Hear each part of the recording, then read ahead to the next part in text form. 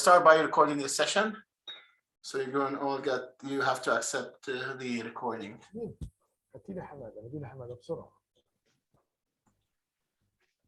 First of all, I think you need to mute. I will mute all, and then I'll open my own account.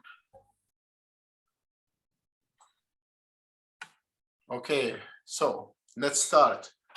Welcome, everyone. I hope this is a good Friday for every one of us. This is an Erasmus Plus project, and it's funded by the Erasmus program for capacity building in higher education institutions. And this workshop is called Exchange Knowledge. And the exchange knowledge is about in the MENA region. We bring professors and experts in the field of practical reconciliation to exchange knowledge between other professors in the MENA region about reconciliation and capacity building in higher education for peace, education, conflict transformation, and reconciliation in higher education institutions. So what we are in this 2 sessions, the first session will be about the lecture from an expert. It will be about 2 hours, 1 hour and a half for the lecturer, another half an hour for the for discussion. And then after that, students need to leave the session. And then we start another 2 sessions about the development of a master program in the higher education institution in the MENA region.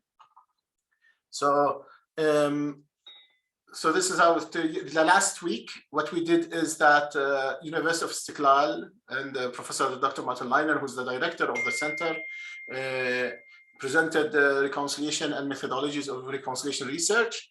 This session will be presented by Professor Fanie du Toit from South Africa, and he's one of the most famous experts in practical reconciliation. He worked in different areas of conflict around the world, in development, peace, and reconciliation in different capacities. So Professor Fanie du Toit, we are happy that you are here and you can make it with us. And we hope you can make it in all of our sessions and may take more parts in it, as we need to learn from you. You're the expert in the field for 20 years, and we would like to know how we are here more in academic world, and we want to go more into the practical world, how reconciliation from theory to practice can happen. I give you the word for you, Professor. You can introduce yourself and then you can continue. Thank you.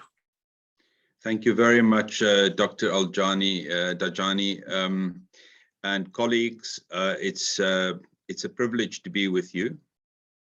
I just want to ask if I'm clearly audible, if everybody can hear me, and also if I speak like this, if the English is understandable to everybody. Andreas is happy, I can see. And Zinat, you can hear me, I can see your face, and thank you, Habibi, thank you very much. So I will then proceed on that basis to introduce myself. As Ed has asked, I am from South Africa. I'm a white South African, as you can see. I come from a long line of French people that settled in South Africa. My ancestors fled France in 1670 because the Catholics were killing the Protestants, and they went to the Netherlands, and then from the Netherlands they went on a ship to southern part of Africa and started to settle there, started to make some wine, and the rest is history, as they say. So I'm from that part of the world, and my awakening happened to reconciliation and the power of reconciliation and the ability to change things that look impossible to change, come from the experience in South Africa, where I, in my own first-hand experience, went through a change that none of us thought would ever be possible. We could not even imagine the change before it happened. And I was young, I was not even 30 yet. I just completed my PhD at a university in England, and I came back to South Africa in 1994, which is the year that Mandela became the president. And I immediately began to get involved in the Truth and Reconciliation Commission process, which was designed to find out about the human rights abuses of the previous regime. And I was there as a volunteer working with them in various capacities. And then just after the Truth Commission process finished in 1998, 1999, a little NGO was founded by Desmond Tutu and others who had worked for the Commission to continue this work. And I became one of the founding members of that. And I was with this institution that was called the Institute for Justice and Reconciliation for 16 years. And so with these 16 years, we mainly worked only on the continent of Africa, working because after the South African Truth and Reconciliation Commission, suddenly a lot of other countries also wanted those commissions: Sierra Leone, Liberia, Kenya, Burundi, Rwanda had their own bouquet of measures, Morocco, the list went on and on, Tunisia, of countries that followed this route that South Africa had followed. And I was involved in many of these processes as well as an advisor and as someone behind the scenes helping to make these things work. But then in 2016, I decided to spread my wings a little bit, and I resigned from the Institute, and I became the Chief Technical Advisor for Reconciliation for UNDP in Baghdad, in Iraq. And that was 2016, early in 2016, and you will recall that was the time when the coalition forces had just begun to drive back ISIS from the south. As ISIS came down in Iraq, it had displaced many people from Shia origin, but also minorities, the Yazidis and everybody. And then as the coalition forces came back up and the popular mobilization forces, again, a lot of displacement happened, this time to the other side. And so it was a very, at one point, I think there were like 5 million people displaced in Iraq, and an overflow from refugees from Syria, of course, as well. So it was a really terrible situation, and the UNDP began to build some basic infrastructure back in the communities. And then I was tasked with helping to develop programs of social cohesion, if you like, to make this repatriation easier. It was my toughest job ever, and I found it extremely emotionally draining and traumatizing. I found living in Baghdad very tough, but I was there for 2 years, and then the UN turned over the wheel and started a whole new set of programs. And then I was asked to a different context, this time in Myanmar, Burma, where I've been now for 4 years, helping relations between the Muslims, Rohingya minority, and the Rakhine Buddhists, and that has been a very interesting process as well. I'm still involved there, and at the moment I have the very big privilege of being a visiting professor here at Jena Center for Reconciliation Studies with Professor Martin Leiner and Dr. Al-Dajani, and I'm really enjoying my time here to reflect a little bit. So that's just in a nutshell. My expertise does not lie in having been read all the books and also having really been to these practices, or have observed other contexts. My expertise primarily is that I was part of a reconciliation process myself as a beneficiary of white privilege, and having to own up to that, and then decide, have my children still got a future in this country, and what does that look like, and how will we be working together in South Africa? South Africa, of course, has many problems, many problems still, but the political arrangements that followed our reconciliation process are still very much intact, nearly 30 years on. We are still very much a functioning democracy. We have a free press. We have a free judiciary. We are fighting corruption, although corruption is endemic. We're fighting it tooth and nail. And we are trying our very best. So it's not been easy. And there are many problems, as you know. Crime is high, inequality is high. But South Africa of today, at least, it has a chance. Whereas before it had no chance. And it at least has a chance. And it has the basic political infrastructure in place for that to happen. COVID has hit us very hard as well, of course, and right now our population is under enormous stress.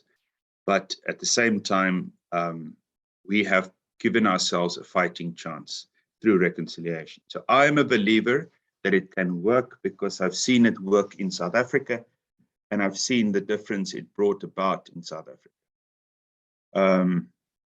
And I'm happy to talk more about that with you. Then just a couple of more, before I start with my PowerPoint, I had perhaps just two other things. The first is reconciliation is about relationships. You can forget everything else. It is about relationships.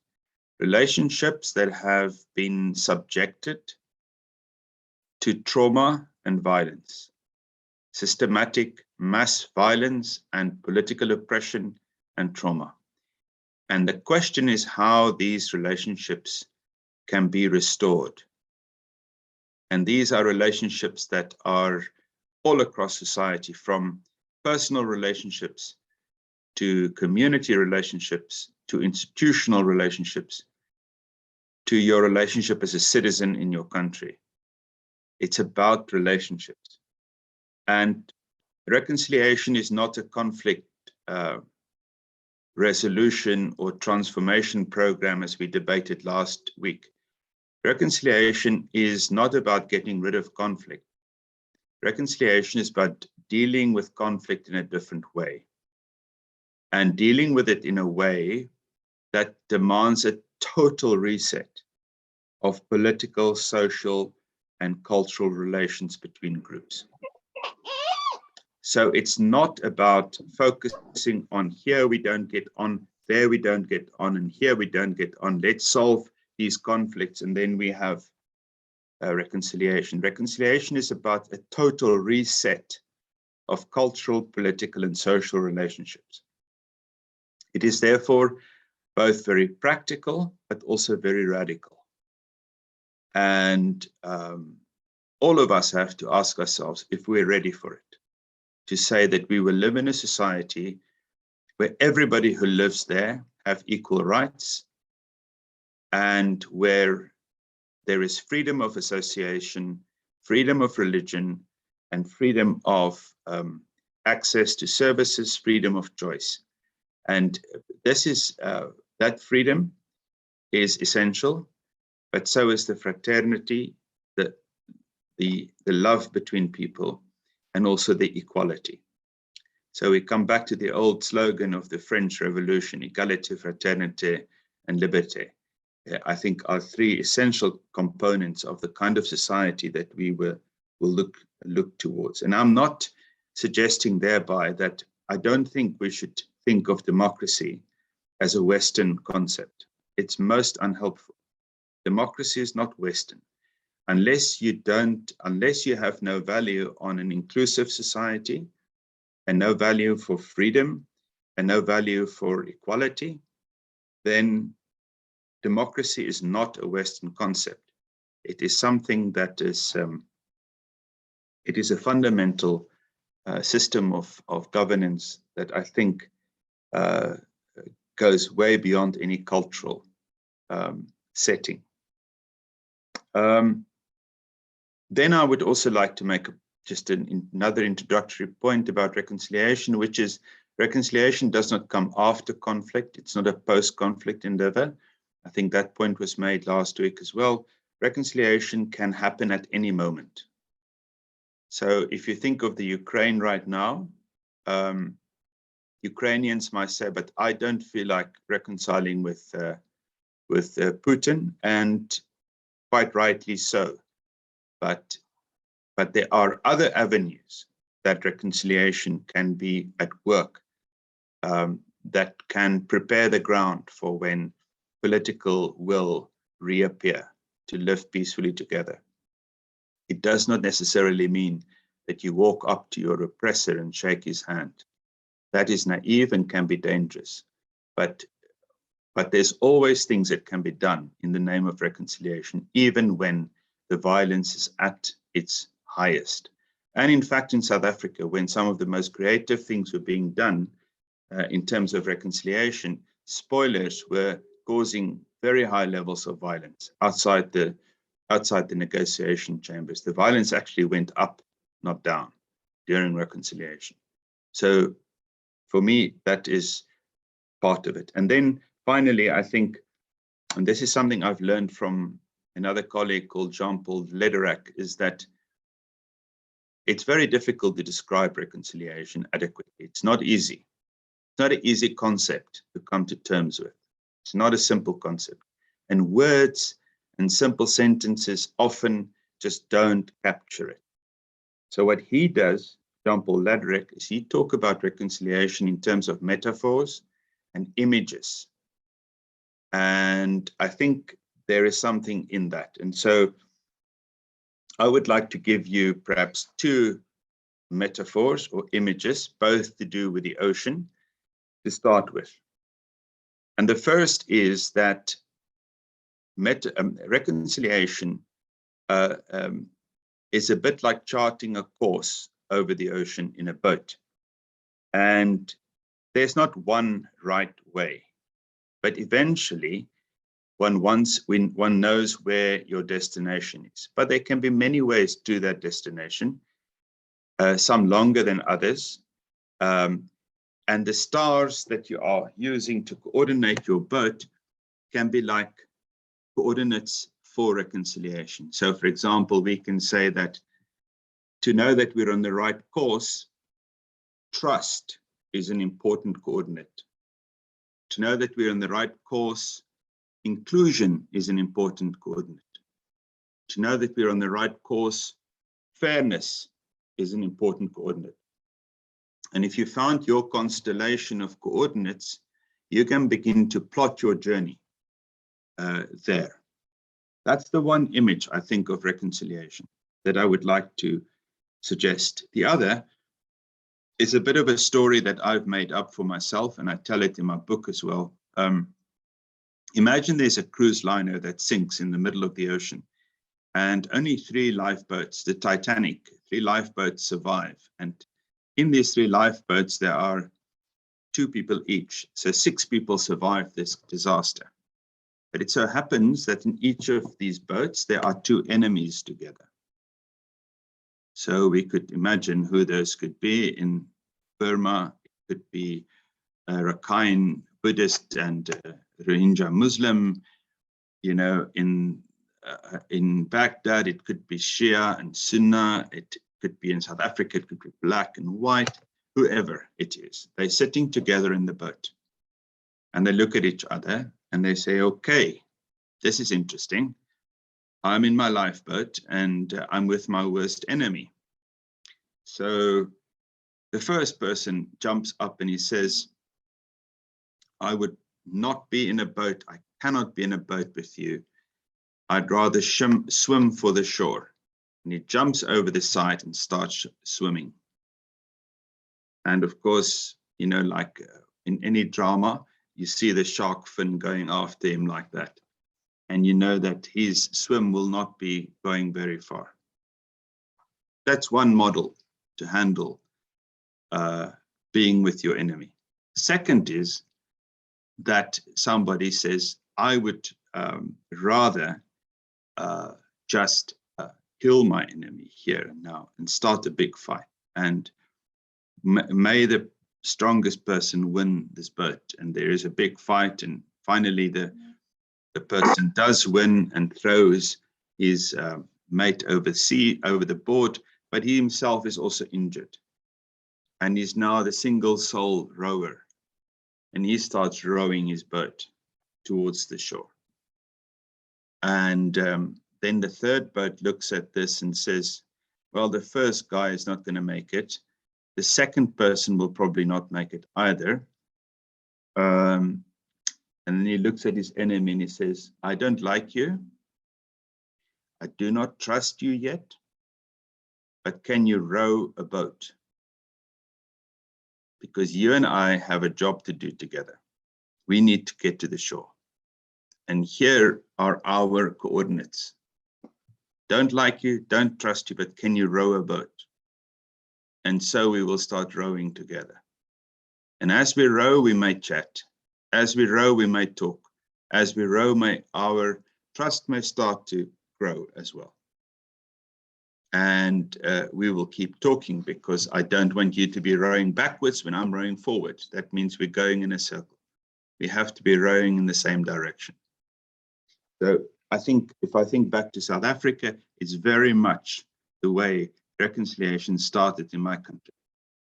Is I don't like you, I don't trust you, but can you help me get where I need to be? Because without you, I can't get there. And I'm afraid to say it's so simple, and yet I think for so many people, it's impossible to get to that point of realism, to acknowledge their interdependence with their enemy. So I would like to now ask, on this note then, Ayat, if you could possibly, if I could share screen with you. Yes, I opened for sharing for you. Okay.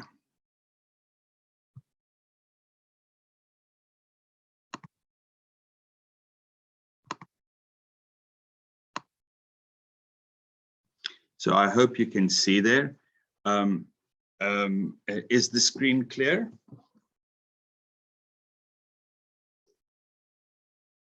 Everybody can see. Dr. Al-Dajani, everybody can see? Yes, Yes, I can see it. All right, so I just wanted to remind everybody that we are talking in reconciliation studies, a very young field, that it's only since the 90s, really 1990s, that we were been thinking about this. And the shift that happened is that up to the 1990s, truth and peace building were associated with the top statesmen, the Henry Kissinger era, trying to overcome the Cold War. And so it happened between men in suits. And it was only in the 90s that formally the United Nations acknowledged that without change in society, peace that is reached in a hotel room or in a conference hall is unlikely to succeed. That we need social change as well as political change, not just political agreements. And then we developed something called infrastructures of peace, which meant, and this was something we also worked on very hard in Iraq, trying to get local peace committees to speak on behalf of their communities in terms of what their needs were, and to have the ability of voice higher up in the system. So three tests for a theory of reconciliation. The first is, I would guess that some of you would say to me that your situation is tougher than the South African situation. That you would say that religious conflict is much tougher than ethnic conflict or racial conflict. That therefore, it does not seem possible to have reconciliation in your context. And perhaps you would say, well, and there are proxies involved, other powers, foreign powers far away, which makes this impossible. Well, reconciliation almost always starts where it doesn't seem possible.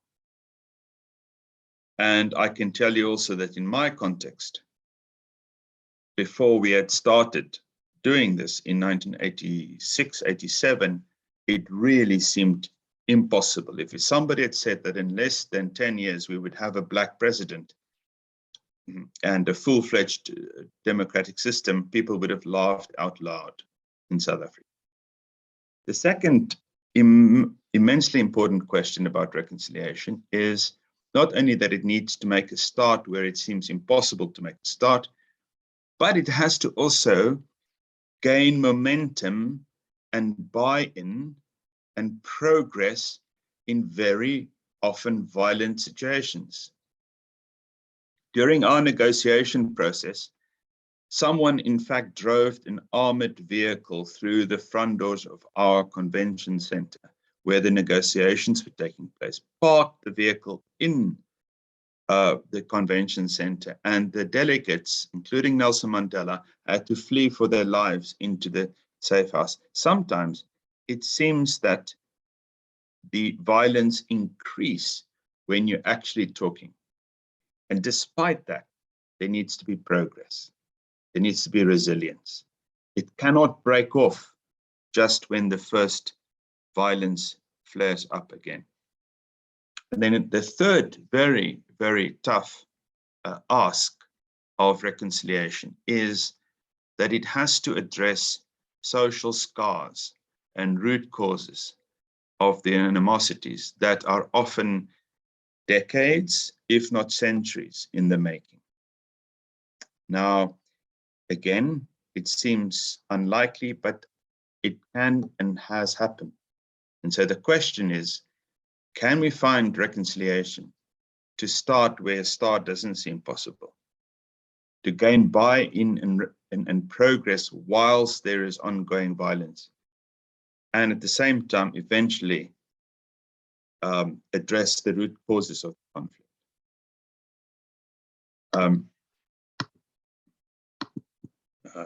Let me just see. And then I also have to say that from an academic point of view, just colleagues, and many of you are in academic institutions, and you will understand what I mean.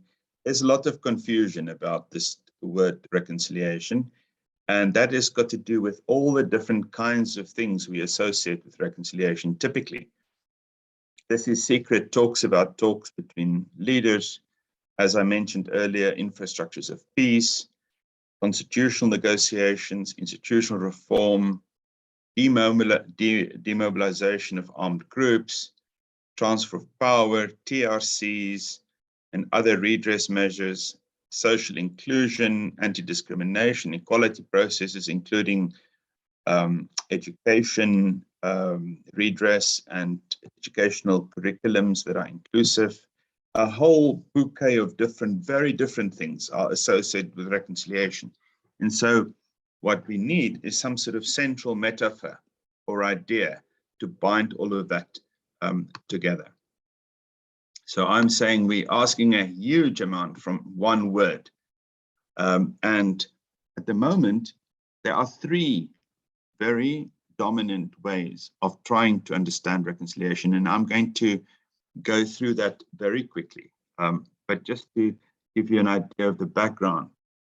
So there are those people who talk primarily about reconciliation as forgiveness. This means forgiveness between two people is the heart of reconciliation. Desmond Tutu was strong on this. Miroslav Volf, who wrote in the context of the breakup of the former Yugoslavia, Dan Philpott and others, the forgiving embrace, and how they describe it is that two people come together, one person opens her arms and invites the other person into the embrace. They close arms lightly, not like a bear hug, just a light hug, and then release again and let go. And that image, that metaphor of the forgiving embrace is, of course, got very powerful reconciliation images in it, but also religious background in many different theologies. And it's one way of people talking about reconciliation. The other way and this is more dominant in the United Nations and international agencies and national governments, is about, it's not so much about this loving embrace, it's more about the rule of law and holding perpetrators to account, prosecuting genocide, having a special tribunal, a hybrid tribunal, the International Criminal Court, the International Court of Justice, national jurisdictions, all of that, trying to impose a sense of the rule of law onto society.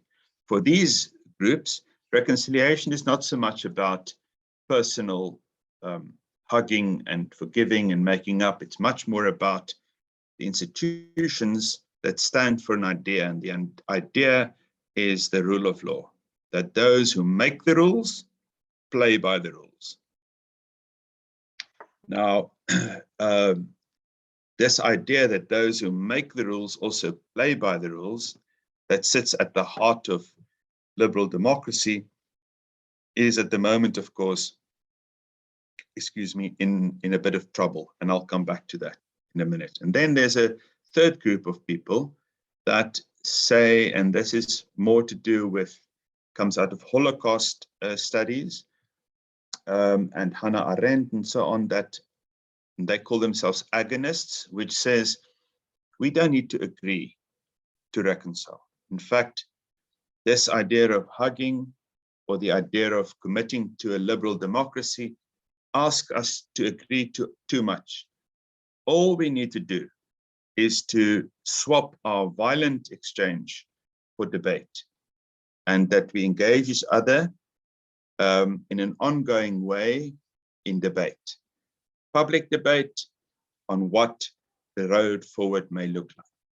And so it's a much thinner way of defining reconciliation, not as thick with meaning as the other two are. But these are three of the main typologies of reconciliation. And I'm not going to go into this. This is just unpacking them as to what it means for, how they see the start of this, how they see progression, how they see delivery, but some difficulties. So for the forgiving embrace, what happens when war criminals do not want to hug you, are not sorry? In fact, it's very seldom that you see a war criminal being really sorry. Mostly they're in denial. What do the victims do then? On the other hand, what happens if victims are not willing to embrace? I remember talking to the Yazidis saying, we've had 73 genocides and we're waiting for number 74. We're sure it will come, referring to the 50 mass graves that ISIS left in their backyard. And so what, in terms of the forgiving embrace, is plan B if that forgiveness is not coming forward in a nation? How do you move forward?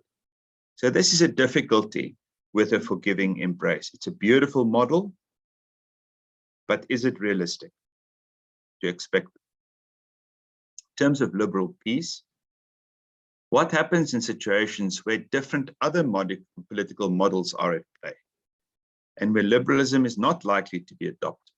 Does that mean no reconciliation is possible? Also, I'm yet to know about someone who's a warlord that I can sit down with and say, please join reconciliation because it will give you a liberal democracy. It's not a very good sell to belligerents. And then the other, I think the most important question to this model is, when we put people on trial in courts, do that really lead to peace?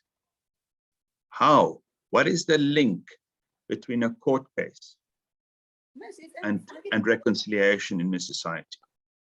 And that causality, that link is not carefully worked out yet. And we are struggling to find that link precisely. So these are just difficult questions. And then in terms of agonism, I don't know who of you have been to a war zone immediately after the violence have stopped. like, for example, Mosul, just after the coalition forces had bombed the historic old city, or in northern Acholi land in Uganda, just after the Lord's Resistance Army had stopped operations and so on. The first thing that struck me every time I'm there is the silence of a place like that. People are deeply, deeply traumatized. And to ask people like that to suddenly begin to debate issues on a public stage, like they're on a television show or a presidential election in America, is just not fair. It's not realistic. And so agonism may be asking too much of the victim. Plus, if we say to the victims, but we can't guarantee any principles out of this, we're just going to have a free conversation. We don't know where we're going to go. This is an open process. Then on what basis should victims trust that there'll be some form of justice for them? Shouldn't justice be one of the coordinates that guides our ship through the ocean? But if so, then maybe agonism offers us a little bit too little in terms of reconciliation. So those are the three theories that mainly operate in the world today around reconciliation. And forgiveness is a wonderful thing. I think it's a gift. When it happens, it's beautiful, but it's not programmable. It's not something we can put in programs and say, okay, today we're going to forgive each other. Forgiveness doesn't work that way. Also, liberal peace is very useful models for constitutional and institutional negotiations, but it's often not so useful to start a process of reconciliation where you're not likely to see liberal peace anytime soon. And then agonism is also useful as a kind of ethos during negotiations, but it also seemed to be a bit short on convincing warlords or victims to come to the table. So given that, I return to the South African story. And for me, there is this one golden thread that helped us stay in our reconciliation process. That was not liberal peace, it was not forgiveness, and it wasn't like agonism. It was this idea that we're in a little boat together. And if we are going, in this boat being South Africa, if we are going to sink, we'll all drown, all of us. And this idea imbued the leadership, and forever they'll have credit for this, on the white side and the black side, imbued them with a sense of urgency to say, we owe it to our people. We owe it to our children. We owe it to our children's children. Because without each other, we will drown. Therefore, we don't like each other. We don't trust each other yet, but we will get the job done. And so for me, interdependence, the sense that we are already connected as opposing groups. We already depend on each other in so many ways. That should be the driving force. And that should be the driving force for those who are the aggressors, realizing in the long run, they're not actually promoting their own interest here, but undermining it. And those who fall victim to this, to say, as we cast the shackles off from our oppressors, we will still have to learn to live with them. There will never be a time that they'll be out of the equation. There's a permanent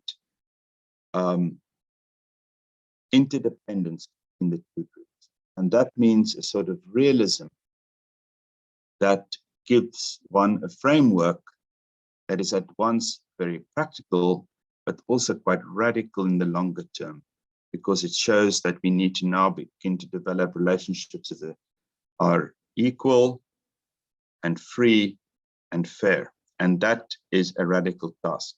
So I'm trying to just present to you, without getting into the practicalities right now, the framework that I use in terms of reconciliation. We've spoken about the boat. So this is true in terms of the political process of talks. It's true about building institutions. It's no secret that when Bush invaded Iraq, that the institutions that were created in the wake of the de-Baathification of first society and then the armed forces were heavily favoring those who were previously excluded, to the exclusion of the old guard, and that had a very detrimental impact on the prospects of reconciliation in that country. So institutionalization needs to acknowledge the interdependence as well. And then socialization, which means the way we live every day, needs to also, that means children need to go to school together. That means we need to play sport together. That means we need to have cultural exchanges. It means we need to be able to engage each other publicly without a problem. And that there are, of course, sophisticated programs to help one to achieve it. But it's at these three levels that transformative reconciliation happens. This is still in need of further evaluation and research, but I can tell you one thing that I have seen, that is that if one sets out on this path, that there is a moment where relationships begin to transform. And then it's not really done in a way that's very programmatic. It's done in a bit of a alchemist way, which other words, it means it's a change that we can't predict. It's a bit magical. It can be quite something to see. But we have to create enabling conditions for this to happen. And that is what I think I've been talking about. To demand absolute justice too early in the process may result in absolute injustice, says a colleague of mine, near Isakovich, which says, don't make your demands for justice so early, so large, that it creates a backlash from the other side. Rather work on it incrementally, disciplined accommodations and decisions based on the fact that it's inclusive and we can live with it, it's fair enough. And then over time, we reach that. Yes, and I think I would say this in the end, in South Africa, some people are saying we don't have enough justice now, social justice, because we had too much reconciliation. I would say we haven't got justice because we haven't had enough reconciliation. Because reconciliation is about connecting for the greater good. And I think if we do that, then our countries will vastly improve in their standing. And then just one last quote, Mandela on 16 December 1995, which is our Reconciliation Day, and he said, today we no longer vow our mutual destruction, but acknowledge our interdependence as free and equal citizens of our common motherland. And that is the framework with which we work. So bear in mind, South Africa, we had forgiveness as a rhetoric. We had the rule of law and liberal peace as a rhetoric. We also had those people who agreed to disagree and fight each other in parliament as a way. But in the end, I think the key, the heart of our process was this realistic realization that we are interconnected and interdependent. And if one group goes down, the others will go to Bangladesh. Apartheid tried to deny that. And eventually it became clear it wasn't sustainable. And I think that is the key idea that comes out of the South African process. Dr. Al-Dajani, I think I'm going to stop there and then we can talk a little bit free. Thank you very much, Professor Fanie du Toit, for a very amazing contribution for South Africa and reconciliation and interdependencies. So maybe we can open it for discussion and questions by our, contributors, and you can raise your hand by using the system here, reactions, and you can raise your hand if you have any questions. I would like to start, actually.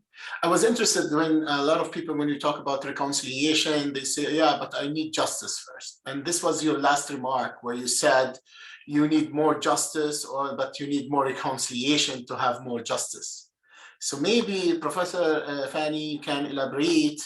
How can you go through justice as people who are victimized in their own conflict? You have conflicts, many conflicts around the world, like Colombia, for example, for instance, Korea, North and South, and there's a lot of victimhood there. And the idea, if you talk to any of the victims, they say, I want justice. And then you told them, if you want to operate for them, reconciliation. So how can you interconnect interdependency with justice and reconciliation together? Did you have this kind of philosophy, how they can work together as empower? How can they develop a power relation, if there's a power relation? Or how can you explain it or show us that there is a power relation between justice and reconciliation?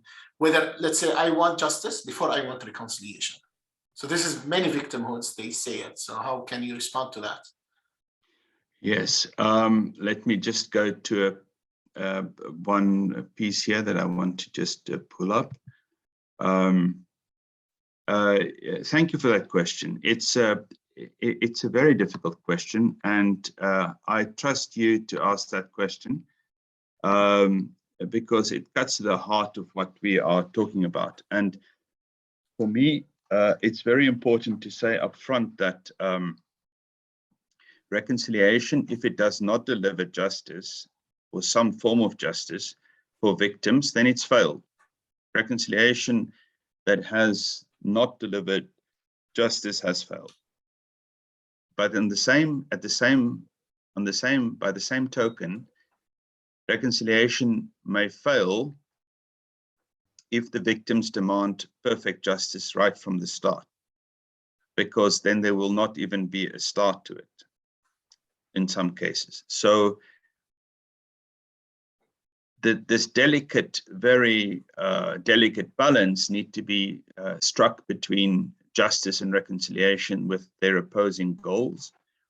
And it means that you hold on to each other, first of all. And the first big form of justice that victims want is for the guns to stop, shooting. And to do that, you need to have an agreement that is basically people are comfortable with.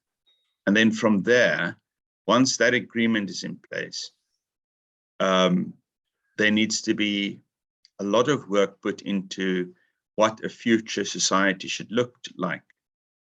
And once there's a basic agreement on that, then one needs to take incremental, small, but really clear steps towards that. And that will then be judged. So it's for me, you have to have a goal of a radical justice eventually. You have to have, at the same time, enough political buy-in for everybody to sit around the table. And the fact of the matter is, and this is what they said in South Africa too, is you can't talk to us today and then tomorrow you prosecute us. You know, that is going to be difficult for us to give ourselves over, because we don't need to give ourselves over. We still have the guns and we're doing this free of free will. So we had to come up with something in between, and that was called conditional amnesty, which meant that perpetrators would receive amnesty only if they told the full truth of what they'd done publicly, and also could convince people that it was not personal crime, but political motivated, and that it was in proportion to the political aims that they had, sort of conditional amnesty.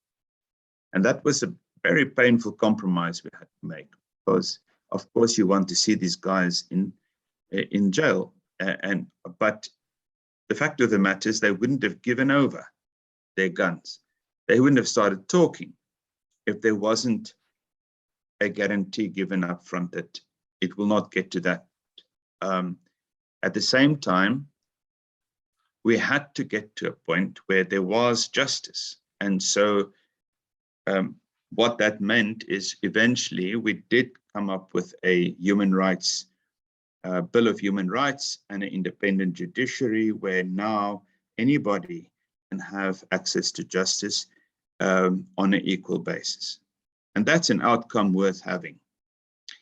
Not everything that happened in the past have been dealt with as it should have done. And more so, our government has been shamefully negligent in following up on the recommendations of the TRC, because the TRC also refused to give amnesty to certain people and then said to the government, please prosecute these people. There were 300 names because they didn't make the criteria. And the government, for some reason, said, no, we promise we're not going to prosecute. We won't prosecute anybody. And that really also wasn't part of the idea from the beginning. So it's a difficult balance to make. There has to be a promise of justice at the beginning, but it's going to have to be incrementally achieved against a common vision that we understand may take a few years to achieve. The condition for that to happen and to progress is that violence should stop. You cannot sit there and it should stop. I mean, as I said before, you start talking while the violence is ongoing, but eventually you can't keep talking if your people keep getting killed all the time. So eventually that violence has to stop, and then there has to be a new dispensation. So that's really how it went in South Africa. And the point I was trying to make is that one can begin preparing that sort of process by finding like-minded people on the other side that understand the interdependence of the two groups and the fact that they have to coexist in the longer term. And then that is a possibility for a conversation. I think that's important. Too often we see it as reconciliation is a nice to have for those people that are very morally oriented and so on. Actually, it's not a nice to have, it's a reality, it's a political need that without which we will continue to suffer. Thank you very much, Professor Fanie. Who else would like to have I would like open questions for other contributors? I saw Dr. Nizam would like to speak. Okay, Dr. Nizam, you can ask a question. Professor Nizam, are you with us? Just a moment. Professor Nizam, you can speak. Do you want me to unmute you? Good evening, Dr. Iyad and Professor Fanie for this informative presentation. Good evening, everybody, my colleagues, professors, students, all. My question is about the relation between reconciliation and conflict transformation. Perhaps, Professor, you have used the word healing or trauma and as part of reconciliation, or reconciliation all time tries to prevent conflict from being tense, but it won't end the reasons, perhaps, or end the conflict itself. So where you locate reconciliation in relation with normalization? Is it a normalization process? And somehow, if it is not about ending conflict, is not achieving peace totally?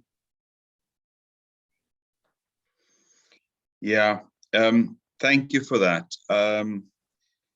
A couple of things. First of all, I'm hesitant myself using the word normalization, simply because there are so many normals out there, and what is normal for one person may not be normal for another, and it begs more questions sometimes than it offers answers. So once it is qualified, yes, it's fine, but I would say normalization, it is not, reconciliation is not a return to a previous state. It's not a return. It is a move forward to something that might never have existed. Like in South Africa, for example, there was never normal relations between black and white folk, however you would conceive it in the past. So you have nothing to return to. What you have is a normative framework that you can move towards. That is not something that I dreamt out somewhere, somebody else dreamt out, but it's the product of our work together. And so that is why I'm saying that the first point, you have to enter in engaging the enemy with a very low basis of demands, simply on the basis that I know that I have to stick out this process because it's in our interest as a group to stick it out. And it is based on that interdependence. And then to see gradually what sort of normative framework for the future can we build up together. And then once that is agreed, and I'll give you an example here also, is that in South Africa, when the negotiations started, the white group wanted white veto right. And they wanted an absolutely unregulated free economy. The ANC, by contrast, the black group, wanted the nationalization of major industries, and they wanted unfettered democracy. Well, in the end, both groups had to give.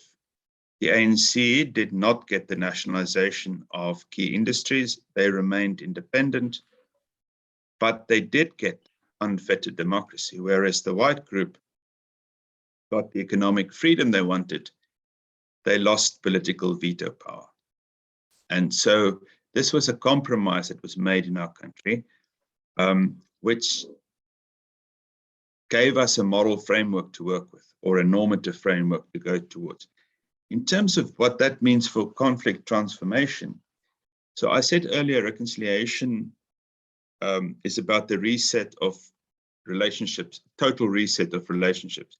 That's the same idea that lies at the heart of conflict transformation, is that you're transforming the conflict from a negative into a more positive dynamic with more positive outcomes.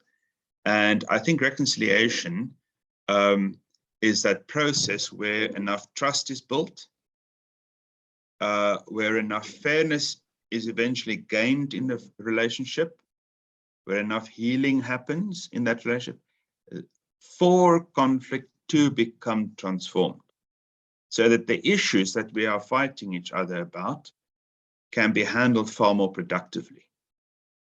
So that would go from anything from where we build a dam to how we use our natural resources, to how we secure our borders, who we allow to carry a gun, and all those things. But if that is not if those decisions are not the outcome of a social compact, of agreement that have been dialogued and debated within society at length, if it's simply imposed, well, the incentive to actually stick to that is almost nil.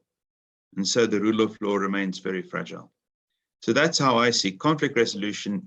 Conflict transformation is a way of transforming conflict to be productive acknowledging that it can never be over, but that reconciliation is that process that improves the relationships for this to become a possibility. Thank you. Thank you so much. Thank you. Thank you for that question. Thank you, Professor Nizam, for this question. Ms. Nora Zukum, one of our PhD candidates, you can ask Professor Fanie. Thank you so much, Dr. Professor, I have a question about rightness. So conflict rightness, sort of the way that I understand it, is a situation in which, the stars align in such a way that makes a conflict more amenable to some kind of transformation process, whether it be because there is a certain configuration of leadership, or because the tipping point has been reached where resources have just been lost to the extent that a solution is desired by all parties. Do you think reconciliation processes are applicable at any stage in a conflict's timeline, or is there the need for a conflict to reach a certain modicum of ripeness in order for reconciliation to be effective?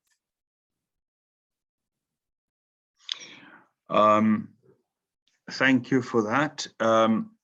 No, I think it's applicable at any moment during a conflict cycle, or, and I don't think conflicts also work neatly in terms of linear timelines. I think that it's applicable at any point, because at any point there are given entry points that one can find. And I think those entry points are related to damaged relationships.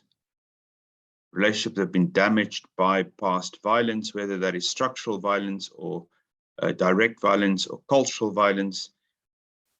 Relationships have been damaged, and any entry point in helping to improve those relationships would be called something. It would have, I think, would justify or would qualify as part of a reconciliation process. So it's a thin end of a wedge that you drive into. It doesn't mean that one then starts implementing truth commissions at that point, or make big institutional decisions, unless that basis had been painstakingly created for that to happen. So I'm a believer that truth commissions, for example, or any institution that linked to reconciliation, is only as good as the process it's coming out of.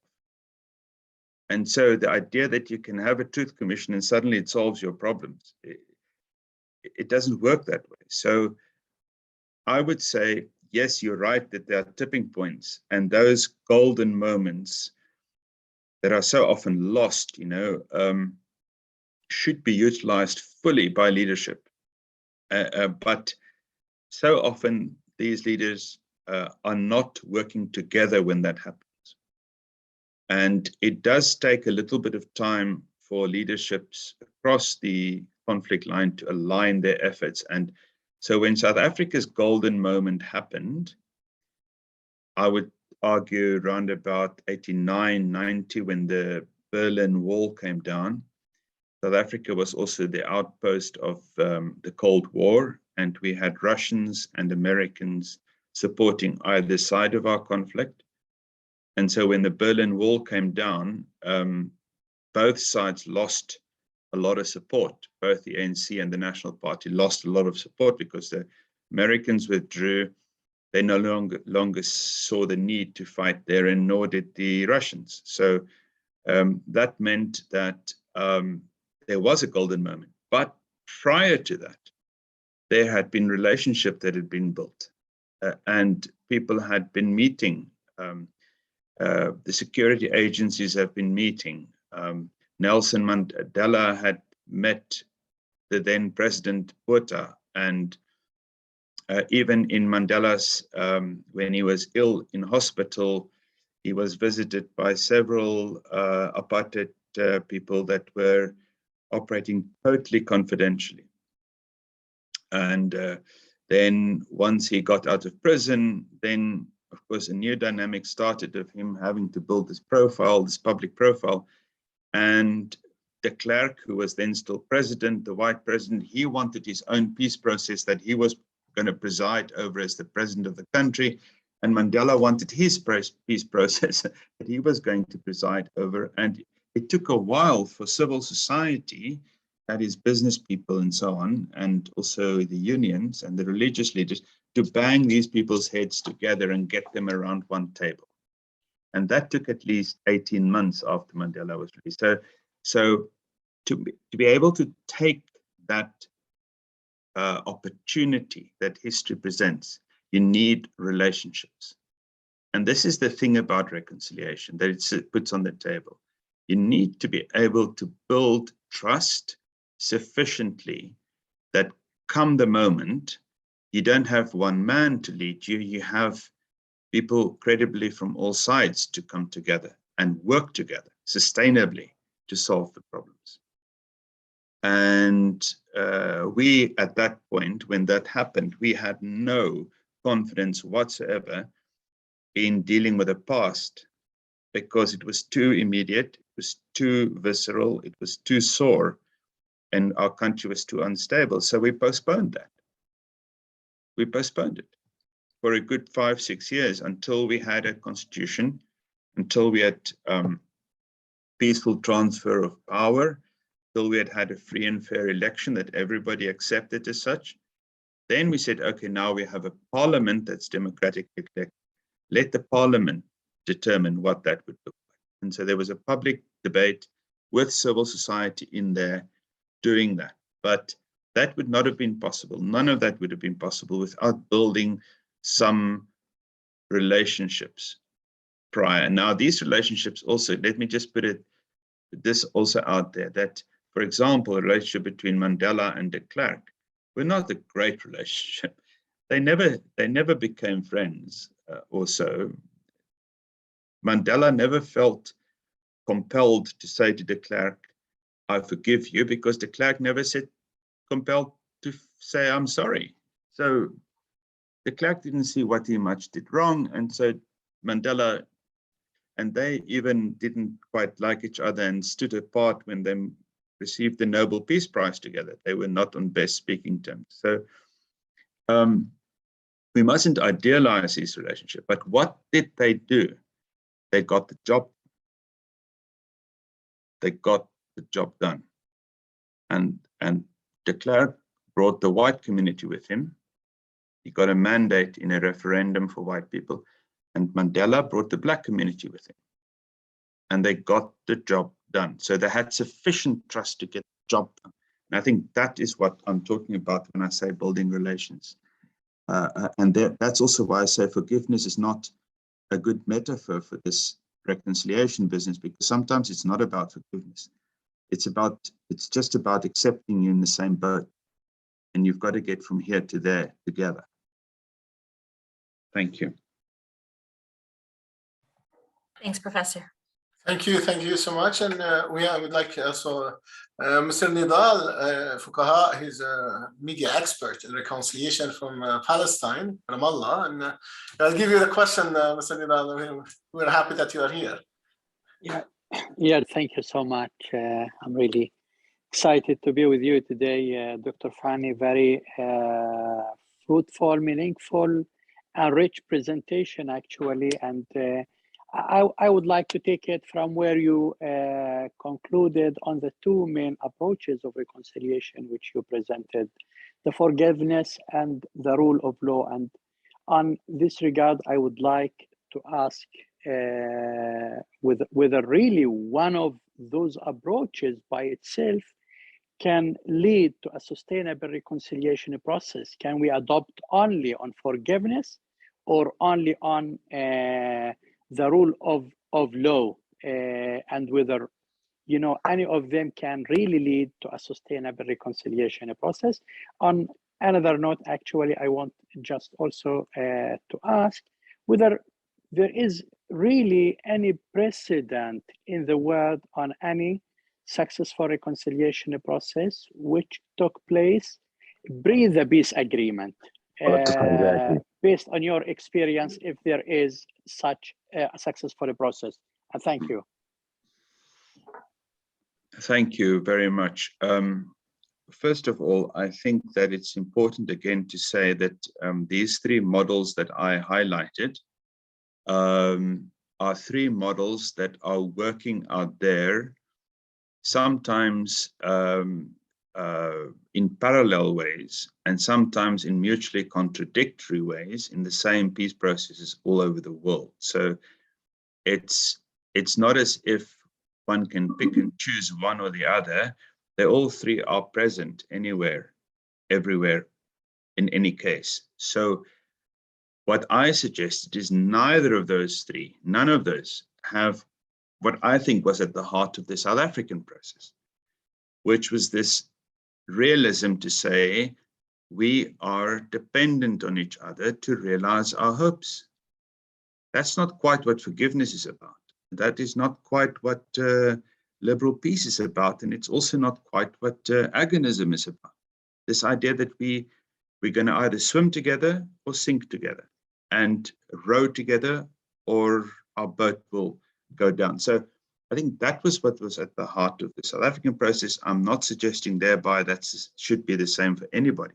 Simply telling in a way the South African story, and I'm saying, just please consider that. I've tried to say that all three of these approaches that I mentioned earlier, and then my fourth approach, each have their strengths and their weaknesses. And at various times in the political transition period, the one can play a bigger role than the other. But I don't think there's any one of them that can take reconciliation from start to finish and guide it the whole way.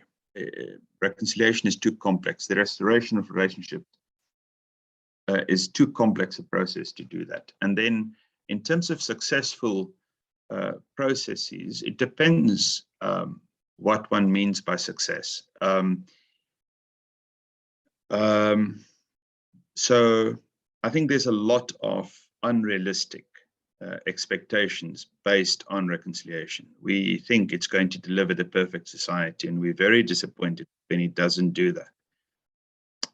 The question we need to rather ask is this idea helping us to improve dramatically by stopping violence and including non-violent ways of living together, equal ways and just ways, and and more social trust. So as I said, the coordinates for our journey. So what we have been, I'm involved in research, and I think one of my future lectures will be on this, on research that we've been doing with experts around the world in 20 different case studies in 6 continents who have been instrumental in facilitating reconciliation in their own countries. And we've asked them precisely this question: where have you seen reconciliation work? Now, I have to say, the majority of them have given us community-based examples, not national examples. It seems that national examples of reconciliation is few and far between, but community-based examples are much more often possible to find. And with that, people mean that they were previously in violent conflict, the violent conflict stopped, eventually that there are positive, healthy, cooperative relationships, that they can trade with each other, they live peacefully together, their children go to the same schools, they still have differences, there are still some misgivings, there are still some trust issues, but at least they're not killing each other, they're working together. So I think that sort of thing is possible. And unfortunately, a lot of countries recently, in my view, have missed the opportunities that I was asked about earlier, those golden moments. One needs to only think about a country like Sri Lanka, that I think has missed a golden opportunity recently. I think Colombia has missed a couple of opportunities. I think they may be getting back to that. I think Tunisia is in risk of losing a golden opportunity, actually. in some ways. But countries that have pulled it off, I think Germany, by and large, has had 2 major reconciliation processes and is still involved in ongoing reconciliation with France after the Second World War. South Africa, I think, is one, and Northern Ireland maybe qualify as another, and there are a few others that I can point to. But this doesn't mean we've solved all our problems. It just means we're better off, and we're getting better, and we're doing so by healing the relationships or improving the relationships, but that were historically damaged by our past. Thank you very much for this contribution from everyone, actually. And we still have some time. We will give for Professor Walid. He's a good colleague of mine as well. Professor Walid, go ahead.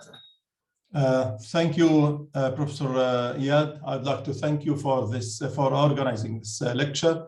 I would also thank Professor Fanie for this fruitful presentation. I would like also thank our students who are attending this lecture as well. My question to Mr. Fanie is, based on the saying, justice precedes reconciliation, how can this be applied to Palestinian cause? I don't need to remind you that the Arab-Israeli conflict is not a domestic conflict, rather than a very complicated conflict full of historical hostility, religious and cultural and national claims. So what kind of theories can be applied here? Thank you. I thank you, Professor. I am unfortunately not in a position to answer that question because I'm not close enough to that conflict, and I'm afraid should I try and do that, then I would just add to all the voices giving you advice that you don't need. What I would rather say is that it is really important to consider the idea of the lifeboat, that we're in this together, not only with the Jewish state, but also internally within Palestine, and look at relationships that can be built, that can be strengthened, and relationships that need building and strengthening that are not there. And there's a very, very deliberate efforts in South Africa that preceded our successful transition, the preparatory work, the internal debates that were had within the white community, where we were gradually led to believe that, led to understand that apartheid was not only morally unacceptable, but it was a terrible political system and not sustainable. And the majority of whites eventually came around to understanding that. But that took some debate within our own circles. Whereas you can assume within the Black community, many, many different viewpoints and positions and approaches, which eventually became unified under Mandela's, first Oliver Tambo's leadership and then Mandela's leadership. So that internal work, that single constituency work, is extremely important to be ongoing. And then in a time where there are such vast structural forces militating against reconciliation between yourselves or between the Palestinians and the Israelis, relationships are, I think, something that is worth investing in.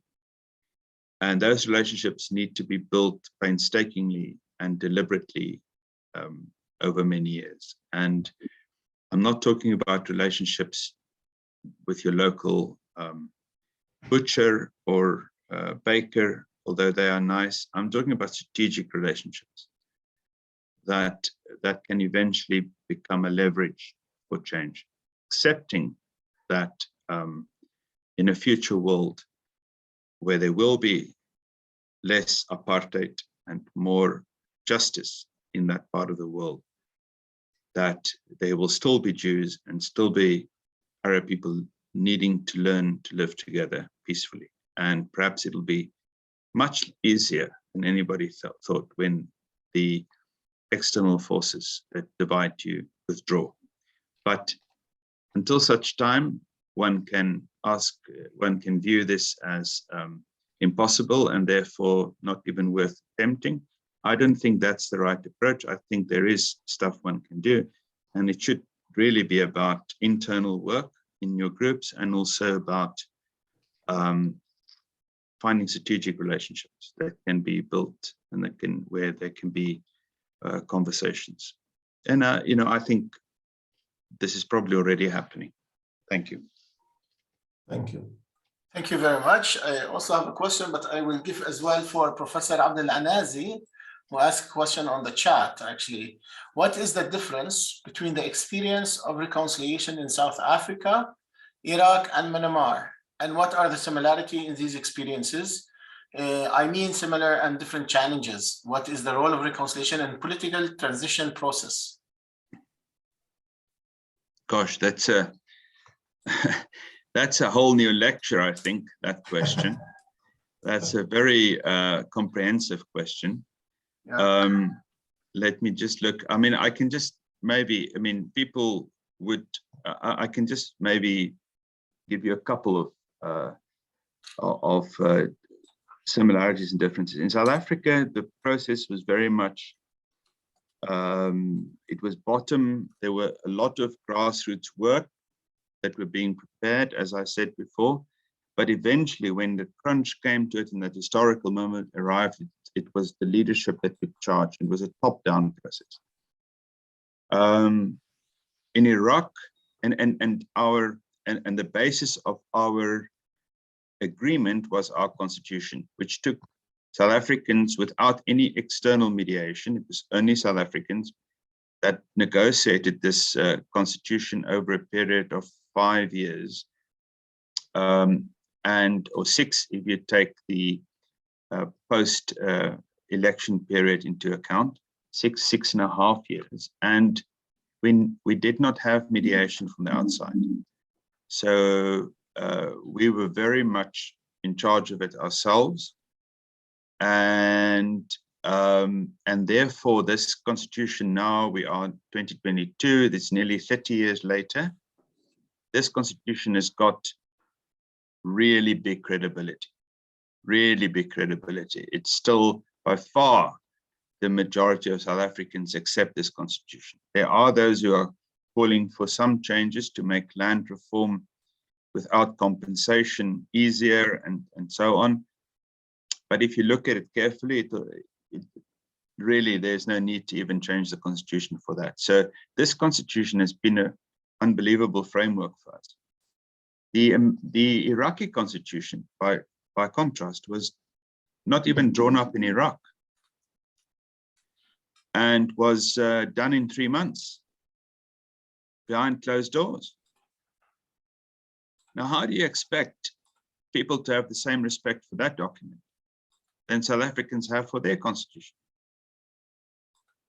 And I have to also say, I've not been following Iraq closely over the last little while, but so I'm talking based on 2016, 17, 18, so on, when I was there. But you can't expect people to have the same respect for a constitution that was foisted on them, rather than a constitution they worked for and fought for with each other over so long. So that's one big difference. Another difference is that in Iraq, one of the first things that happened was Saddam Hussein was put on trial, and he was found guilty and then executed. I think it was it New Year's Day or late in December, right before New Year, as a kind of ultimate snub. And the way it was done was very provocative. By contrast, Nelson Mandela, the first day he was in office, invited the widows of all the previous presidents, they were all white widows, to come and have tea at his mansion to talk. The body language couldn't have been more different of this new dispensation. Now, if you go to Burma, Myanmar, we have there even worse situation, which is that you have a group of thugs that preside over the army called the Tatmadaw, which is one of the biggest armies in the world. And it's the army that has been fighting non-stop, the longest anywhere in the world. It's a battle-hardened army of about 350,000 soldiers, run by some generals who have a finger in almost every economic pie in the country. They've taken over again from the quasi-democratic government of Aung San Suu Kyi, and that was on February the 1st, 2021, and I've killed almost 9,000 people in the streets so far. 1,500 people in the streets so far, and arrested 9,000 people, and have ongoing warfare with about 6 or 7 armed groups across the country, all rebelling against the military regime. So that country is in an absolute turmoil at the moment, and we should all be thinking of them. You know, fortunately, the part of the country where we're working in, on the western side next to Bangladesh, where the Muslim presence is, fortunately, there's a bit of a hiatus there that has enabled us to keep working because the local armed group is strong enough to hold the army at bay. And there we've been able to do quite a bit of interesting work to build relationships between Muslim groups and the Buddhist groups, all with just trying to make daily life in the communities better during COVID, for example, spread the message of COVID, because the local communities didn't believe anything the government said. So at least when their own leaders tell them, they believe it. Trading, opening shrimp ponds, fish ponds, bamboo plantations for everybody, and just trying to get some of the basics right in these communities by working together. So 3 very different contexts, very different contexts. I think the main difference in South Africa was that there was a lot of preparatory work that was ongoing, and eventually we had a leadership that could seize the moment and capitalize on that. Thank you. Thank you so much for that. I want to just, we have 15 minutes for this session, and then we continue another session for Erasmus+. But one last question. It's really more philosophical, as yeah, if you permit me. So we call about interdependencies, reconciliation, conflict transformation, and peace education. Where do you see interdependency working through? So you have like a tree, like let's say we want to develop reconciliation. So how can you connect them both or 3 of them together? So to develop it, you know, like it's a concept, and how can we develop that concept? As I would like also to emphasize that when we speak here in Vienna about reconciliation process, we mean in the middle of conflict. We don't mean after or before, we mean or after agreement or before an agreement. No, we mean in the middle of conflict. So we don't call for reconciliation after an agreement or before an agreement, but in the middle. And that's where, you know, I think Professor Fanie du Toit has his reconciliation concept, interdependencies, works. If you can give us one last session about that. Just to get, Ayat, if you can just say, what were those 3 concepts you wanted me to link interdependency to? Yes. What were those 3 concepts again? Reconciliation, conflict transformation, and peace education, or peace building. We can get to it. Because we're talking about reconciliation in the middle of conflict, not before or after. As there's many people know different types of reconciliation, just to put them out there. So for me, I think the big shift I've made in my thinking, and you asked a philosophical question, so I'm going to give you a philosophical answer. The big shift I've made is that previously I had this this normative idea, this morality in my head, that I thought reconciliation is a good thing. And then I tried to impose that on society only in my own little ways. So, I tried to convince people that this is a good thing, we must do it, and we must get together. And so I had to convince people to get there. And then when they have this and they start this difficult journey, I had to convince them to stay in the journey. And that became quite difficult. It is very difficult and onerous. So I had a bit of a shift in thinking that maybe we should stop trying to impose our ideas in society and rather look at what is there already in society and then work with what is already there and just reinforce what is already there. And so what I realized is what is already there are interdependencies. We don't have to invent them. They are there. Even in the most unequal of situations, there are interdependencies. And if you start unpacking them, this is economic interdependencies, political interdependencies, social interdependencies, historical interdependencies, even in some ways also moral interdependencies, because I cannot really look myself in the mirror and feel good about myself if I know my neighbor is starving to death. So there is also a moral interdependency. And I think people try and do that, but my belief in human nature is eventually that does catch up with you. So denying those interdependencies then becomes, so then the whole game changes. I don't have to convince people of anything. People need to convince me why they should deny and ignore these interdependencies. And it changes the whole debate about reconciliation, because now you're no longer trying to convince people to reconcile, you're trying to tell them why should you not be reconciling, given all of this. And then to say now these factual interdependencies can be the basis for something better, something more visionary, something more normative, something more revolutionary. And we then turn what is fact into something more aspirational by working together concretely. So we start working together concretely, and then opportunities begin to open up.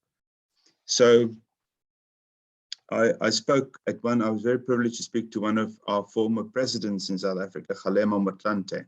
He's only president for a very short time. And I asked him what got him into the struggle against apartheid. And he said, actually, I said, were you a very angry young man that got you into this? He said, no, anger was not the issue. He said, soccer was the issue, soccer. He said, I started playing soccer with a group of white people and others, and we had the interracial, and we had so much fun that we thought, now, why on earth can't the country look like this? And so it was a practical thing, like playing a sport together, that opened a vision for him about what it could look like. But it was doing it practically together. So then you don't have to sell anything to anybody.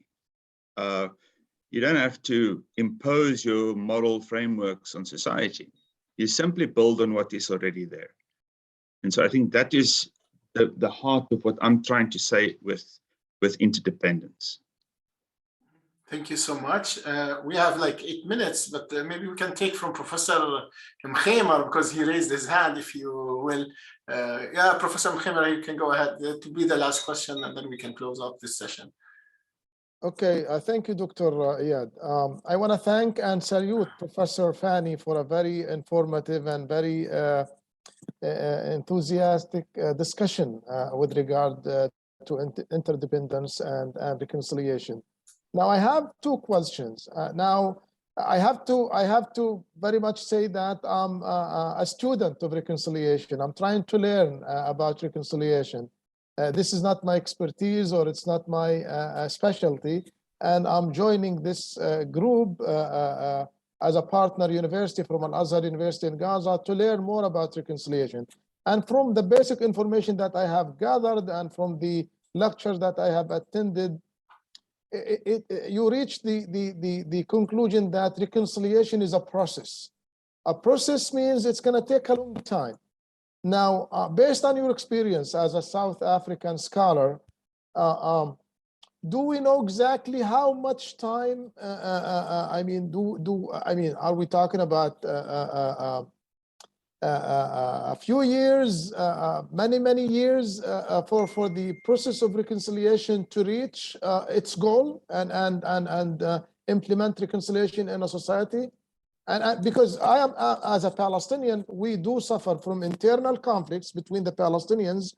We the Palestinians have been divided for many years. To be honest with you, we have been divided from the 1930s, when the British mandate was in Palestine. We in the 1930s and 1940s, we have very much tribal split or tribal differences. Now we have what we call it ideological or factional split between the two main competing political factions in Palestine, Fatah and Hamas. So I like to know more about how this process of reconciliation, how long it's going to take. That is my first question. And my second question is, on the basis of your experience and 30 years after the collapse or the end of the so-called apartheid in South Africa, can we speak of a successful reconciliation? Can we speak that reconciliation has reached its goals in South Africa? And I want to thank you again very much for a very informative and very live discussion here. Thank you. Thank you. Thank you very much, Dr. Abu Sada. Yeah, and thank you for your frank assessment also of your own situation. I think that is exactly also the kind of leadership one needs, is to be frank and realistic about your own both the possibilities and the obstacles to reconciliation in your own context. So I appreciate that very much. In terms of how long, I'm reminded of the words of Martin Luther King in the 1960s when he said that the arc of the universe bends towards justice. The arc of the universe is long, but it bends towards justice. And then I'm wondering if the good doctor was still with us today, what he would make of modern or today, current America, and whether he would say that his dream has come true or not. I think he would have to say something similar to what I have to say to you about South Africa, which is that in some ways we are infinitely better off than we ever were, but we're also bitterly disappointed in ourselves for not being further down the line and having missed so many opportunities subsequent to us becoming a democracy. So democratic rule is one thing, but if that democratic rule's institutions are not effective in curbing fresh waves of corruption in your executive, then with the best will in the world, poor people will stay poor and rich people will get richer. And the gulf between poor and rich will just continue to increase. And that is what's happened in South Africa for 10 years under a very, very corrupt president. Now, he was legitimately elected, but then as soon as he was elected, he set about weakening institutions, putting cronies in places, dropping people who were trying to question things, and basically washing money laundering through parastatal organizations in South Africa to the tune of many, many billions of dollars. And this was a group of Indian businessmen called the Guptas who became, and of course what President Zuma did is he spoke about radical economic transformation, which means we've got to get the black people into business now. So that's why we're making deals with the Indian people. And in the meantime, it was not about black economic transformation. It was about lining their own pockets. And his son became director of this, and everybody that had some sort of economic windfall was connected to his administration. So towards the end of that, we had one brave woman who was our public protector, which is one of our watchdog institutions, Thuli Madonsela, who stood up and wrote report after report about the corruption, including when he started building his own homestead with multiple buildings and a swimming pool and everything, and this Olympic-sized swimming pool. It was so embarrassing to the president when that came out. He had to explain why he had an Olympic-sized swimming pool, and they tried to make the argument it was a fire, it was fight fire. And so they had these ludicrous scenes of firemen shooting water onto the roof of the house from this beautiful swimming pool, just to illustrate that that is possible. Absolutely, but it was all unearthed by this one woman who was and is now a law professor, who refused to be kowtowed and who wrote these reports. And then, based on that, a commission was appointed and a judge was appointed to this commission. And this became known as the Zondo Commission against state capture. And we've just had a report published, 3 volumes this big. So it's like our Truth Commission for corruption. We had a Truth Commission about apartheid, and now we've had a Truth Commission on corruption. And it has fingered cabinet ministers. It has fingered a lot of very powerful people in South Africa. The report has now been given to the president, and there's now a prosecution strategy being developed.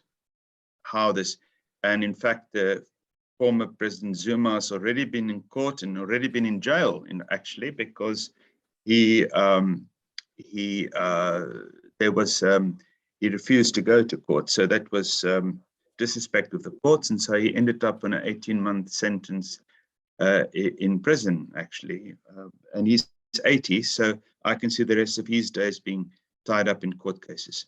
So unless you keep taking the next step, always the next step, in the case of America, the institutional violence against Black African-American communities by the police, for example, all the shootings that take place that shouldn't have to take place and so on. Also the economic development, there's always a next step. So has reconciliation been successful? Has it worked? Well, in one way, yes, but the dream that we're all equal and is not there yet. We're still far from that. So I think these are generational tasks, and I think one can do well to think of short-term, medium-term, and long-term goals. Short-term goals being very small, concrete steps initially to build trust that you can deliver on small things. Medium-term things are more about attitudes and perspectives and so on that begins to change within the leadership. And longer-term goals are your root causes of the conflict, and that's a generational task. But there are short-term and medium-term goals, and I think universities are very well placed to operate at all 3 of these levels, actually. Thank you very much, professors, for this enlightenment and everything. I would like just to share with you something that we did not share. In the book of Professor Fanie du Toit, When Political Transition Works, It's a masterpiece on practical reconciliation, and people who would like to purchase it, or maybe we can have a PDF copy and we can share it with our student if Professor Fanie accepts, actually. But you can send me an email if you want. This is I read it and I loved everything what I read. It's really practical and how it works, and a lot of philosophical and ways to discuss and share it with others, actually. Thank you, Professor Fanie, and thank you everyone for attending this session about knowledge exchange. And now we had some knowledge exchange between the MENA region and some professors and experts in South Africa. We thank you, Fanie, and we thank all the professors here. And also we don't forget our PhD students who are overseas for reconciliation processes. As we know, a reconciliation process is not going to end now and going to start now. We are starting in the middle and it takes forever. It does not end. This is my point of view. And thank you, everyone. And now the second session is not for PhD students and not for the professors. The second session is for a project that we are developing with 6 Arab universities in the Middle East and North Africa. And those professors, I hope that they can stay, and I don't want to take the Zoom out or back Zoom in. Only the students needs to leave, and all the people or professors who are not part of this project, we would love to have you. And the other projects that we are developing, what our projects are actually in Armenia is developing capacity building in higher education as master programs in reconciliation and peace education and conflict transformation. Thank you, everyone. We'll give like maybe 10 minutes rest for everyone, and then we can come back. Thank you. Have a good day, and Ramadan Kareem for everyone. And thank you, Professor. Thank you, Professor Walid, for attending, and all his students that attended this session. I really appreciate that they came and attended, and it's an opening for our reconciliation in the future. Okay, thank you. Thank you, Dr. Iyad. Thank you, Professor. And goodbye for everybody here. Thank you, thank you. We are honored to have you. Thank you, indeed. Thank you, thank you. The 10th session starts of a break now.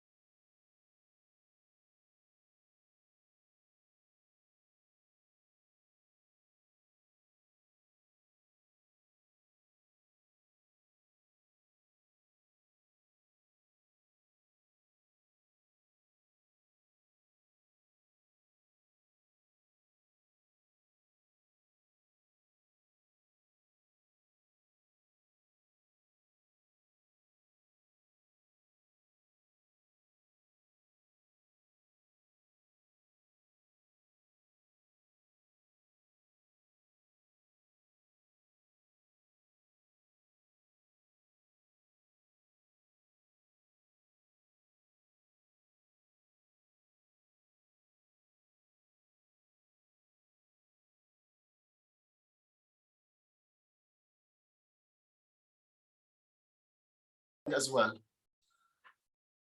Okay, so good evening for everybody. I think for the last week we have a brief discussion on our program, master program at Al Istiqlal University, titled Security and Communal Peace Studies. I think through this presentation, we can have the opportunity to make a brief presentation about what this program is, and perhaps we may continue discussion of the course description. Perhaps still 3 or 4 courses that need to be to be described and discussed. So this program, master degree in security and communal peace, is proposed at Al Istiqlal University in Jericho, Palestine. Perhaps you may know about the university is a security-based university. It established in 1997 under the name of the Palestinian Academy for Security Sciences in the scope of rehabilitating and professionalizing Palestinian security forces. But in 2009, it gained a university status. Now the university provides police and security apparatus for qualified officers and rankers from in between graduates at the BA and diploma levels. And also it contains 4 main faculties and which they grant PA and medium diploma. And it operates different scientific research and training centers. For the program description, MA in Security and Communal Peace Studies is a 2-year program, provides an interdisciplinary knowledge in fields like security, law, sociology, political sciences, and administrative science, or to achieve specific educational and practical outputs. The rationale for the program, as perhaps Professor Abu Sada before half hour described, Palestinian society is regarded as a divided context in terms of political and social affiliations. And despite long time process of rehabilitation and reform process, both security and justice sectors still suffer qualification, the human rights violations in the internal level is problematic. Rule of law and justice is highly required in the performance of security sector. Also, democratization, communal peace, reform are essentials for stabilization and peace building.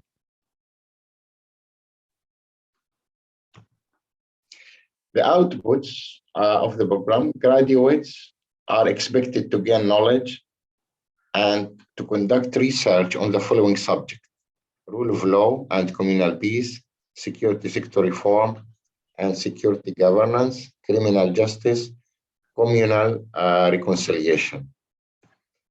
The outcomes, providing Palestinian justice sector and civil society organizations with qualified staff dedicated for best practices in security performance that represent the human rights and contributes to justice and communal peace.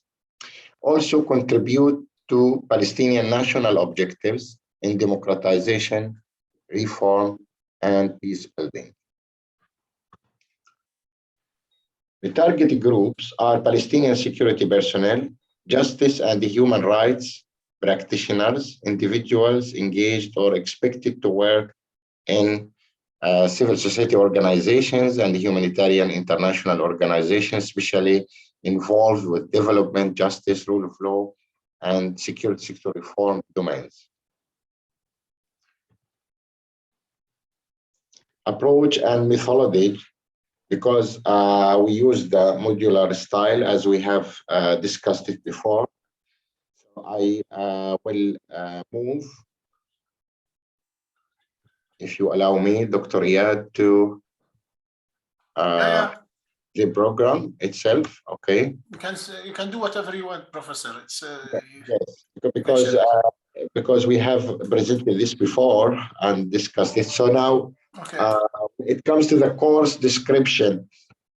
As we said in the rationale, that the object of this program is to qualify graduates in different fields with subjects related to security and communities.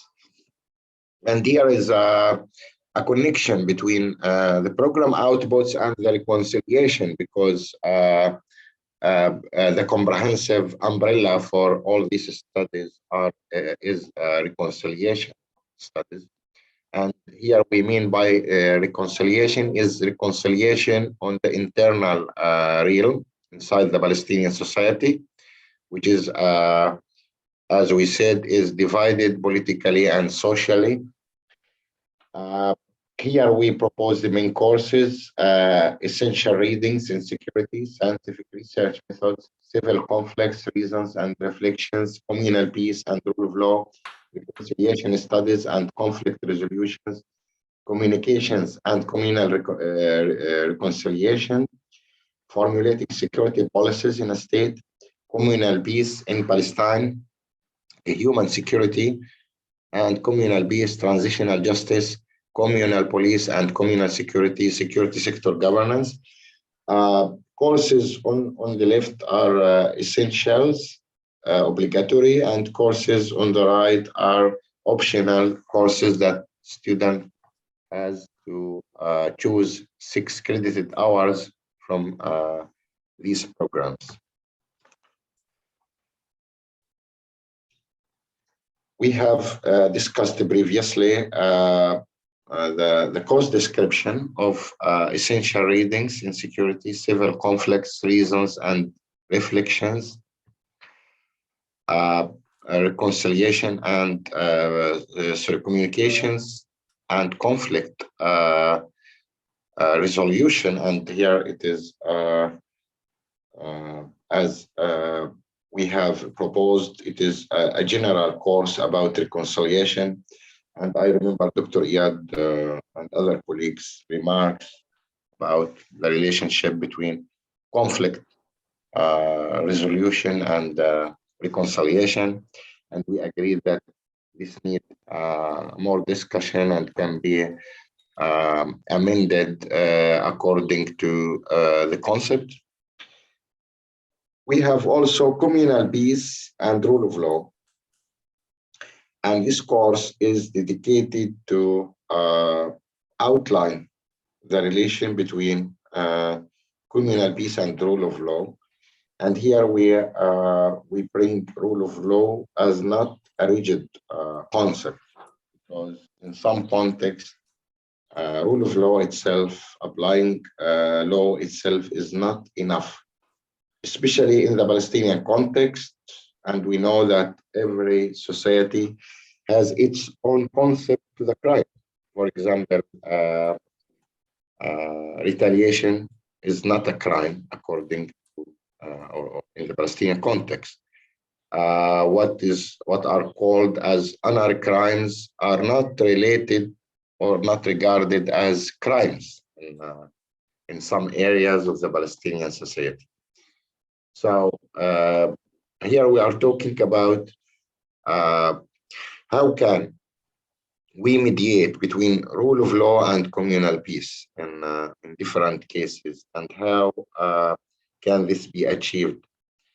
So this course proposes a definition of communal peace, why communal peace is important, communal peace and the prone societies, and communal peace and the rule of law, the causal relationships. And here it is proposed that communal peace is serving rule of law, and rule of law must serve communal peace.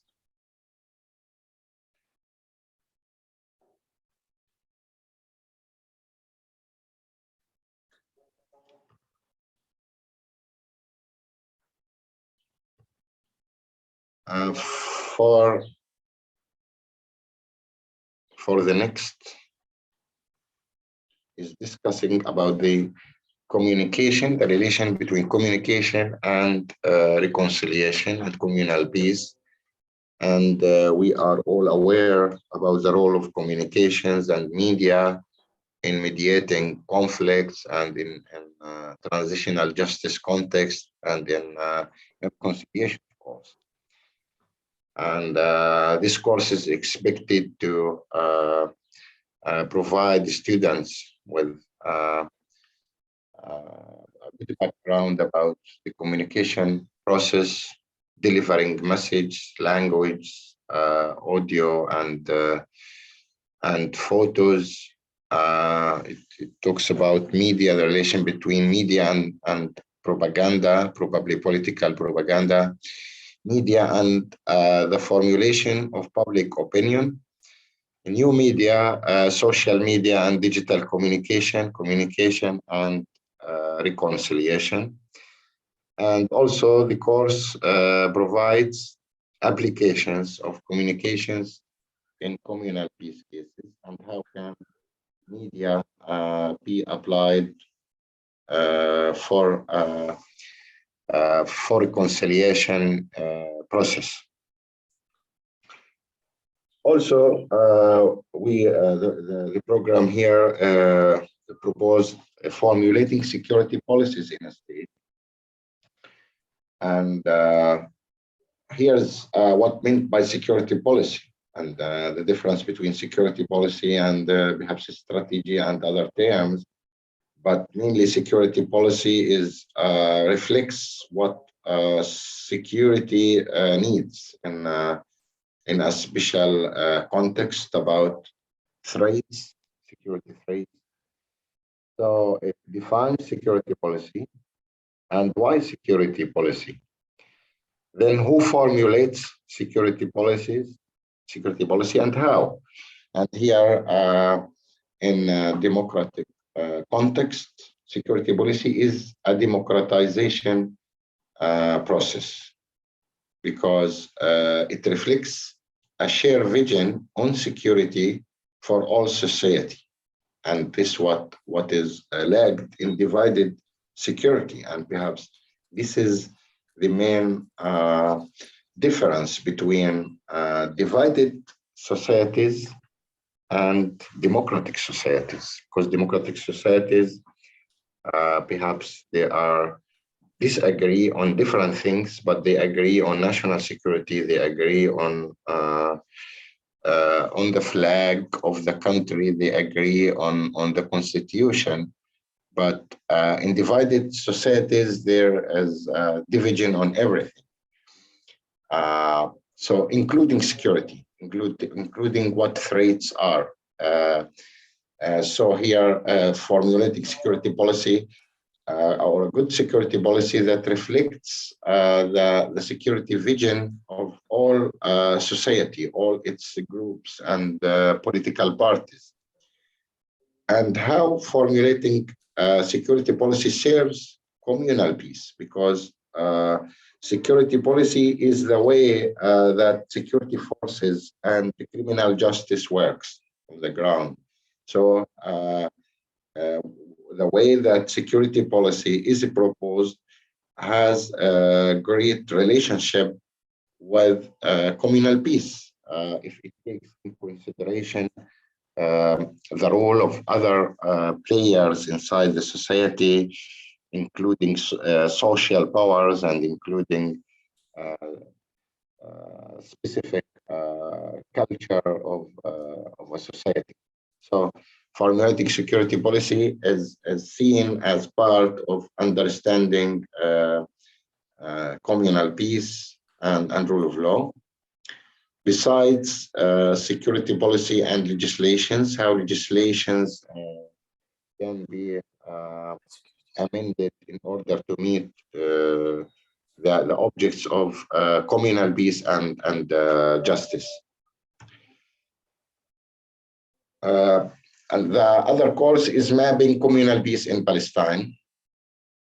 And here is meant about different subjects that marks this issue.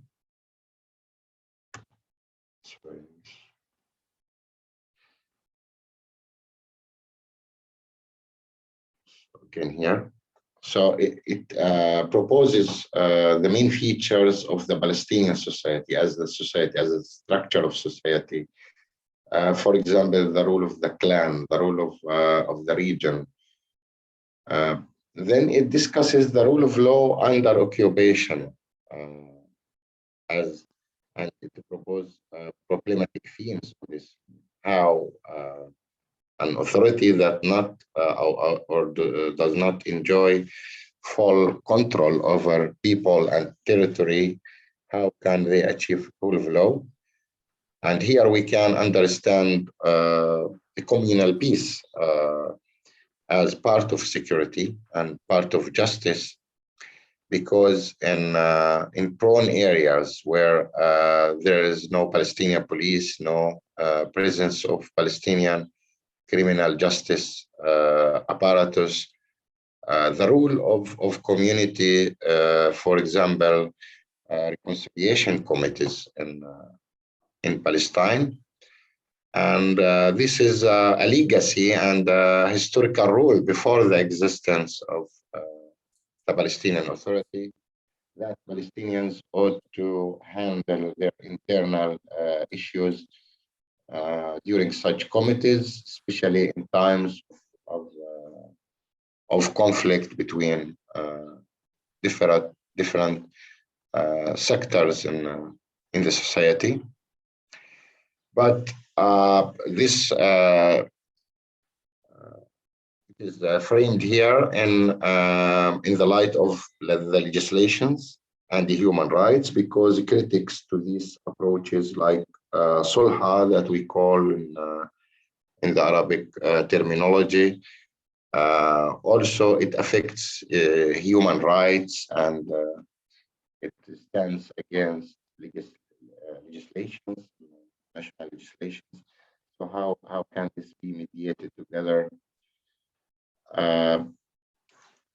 The other course is about human security and communal peace, and here it proposes human security as a counterpart to national security. It's the security for everybody, for all humans, disregard of their religion, of their race, of their whatever, and this is adopted, as we know, by the international organizations, and especially the UN and the UNDP approach of assistance is to achieve human security to all people, while national security deals with the security of a specific group. So the connection between human security and development, human security and human rights, and the human security and communal peace, because here we are talking about a kind of security regardless of a clan, of race, of religion, of any thing that may divide peoples around the world. And also the last that we haven't mapped, transitional justice and communal reconciliation. Here, transitional justice, the concept and the evolution of transitional justice, why transitional justice is important in conflict time.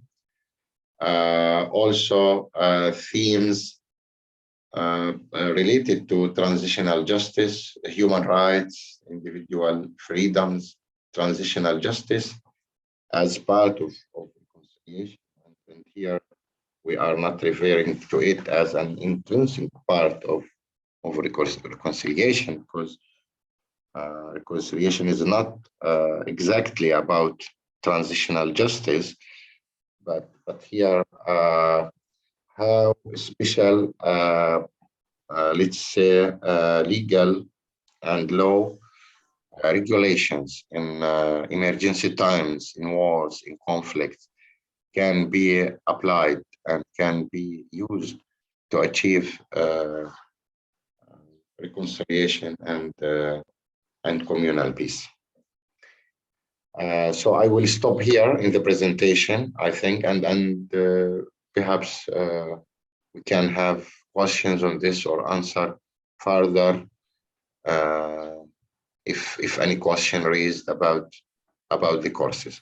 Thank you so much. Thank you so much. Thank you. So we open it for debate with the professors to discuss, what Professor Nizam has showed us.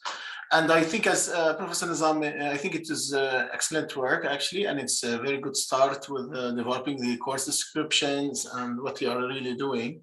I think it's an excellent idea of what you started with. And yeah, I see now you added also human rights and themes related to transitional justice and conflict times. And yeah, and did you get any of the history? I did not see like history, reconciliation history, or case studies. You did that. Yes, perhaps we need to come back here and. Yeah. Okay, so it's about the history of reconciliation. We have. The course Reconciliation Studies and Conflict Reconciliation here. Which one with them? Did you like after this is 1 year, right? They study 1 year and then 1 year they're going to do their thesis, master thesis. Yes, here we have 36 credit hours. We have different system than the CT hours in Europe, but it is amended together that works for the accredited hours. We have 36 hours, including the thesis, 6 hours. So we have 6 optional hours and 24 obligatory. They are during 2 years, as you mentioned. By the last semester, the student starts with the thesis. Okay, yeah, that's excellent. Actually, I guess it's a good start. And the thesis is 1 year, right? Or only 3 hours. That's how you calculate the thesis, right? In this 6 hours. 6 hours. I think when it starts writing the thesis until the presentation, it takes about 6 months. But perhaps the student, of course, can start from the first year by readings, by orienting his interest, his research interest toward research. So if we talk about the content, these are the courses, the course description, they are like the whole courses, right? So I need, can we see where is like you show more than going into practice or practical research in the topics? You understand? I think all courses all courses have a practical content. And here we can return to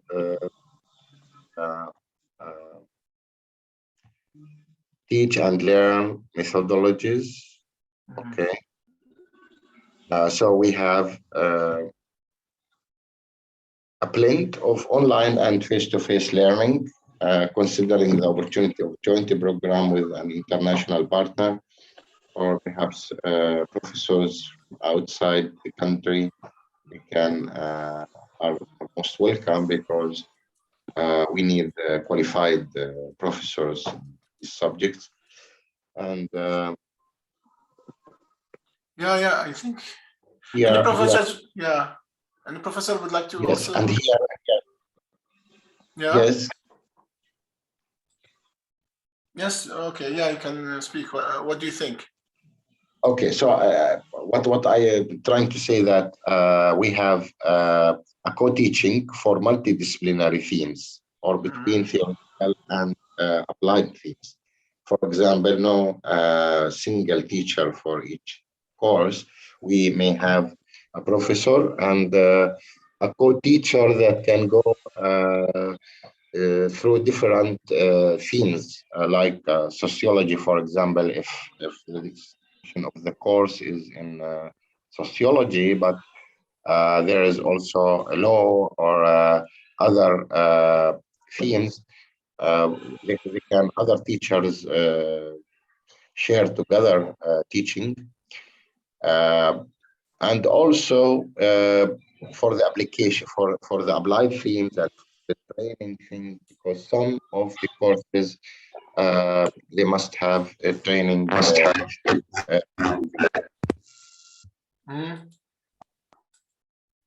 Yeah. Yes. Research assignment, co-teaching for multiple disciplinary themes or between. Yes, I understand very well. That's I think that's so they start with taking this 8 courses, 9 courses, and then they have for 30 hours, and then they get for 6 hours is the thesis, and that's Yes. Okay. So do you have like when you say reconciliation, do you have like what I'm asking for case studies, like real case studies about how it's that can implement all of this? So after the student studies all of the courses you implemented, we need to understand the case studies that can be implemented on all those nine issues. Yes, I think part of the teaching is using case studies and best practices around the world.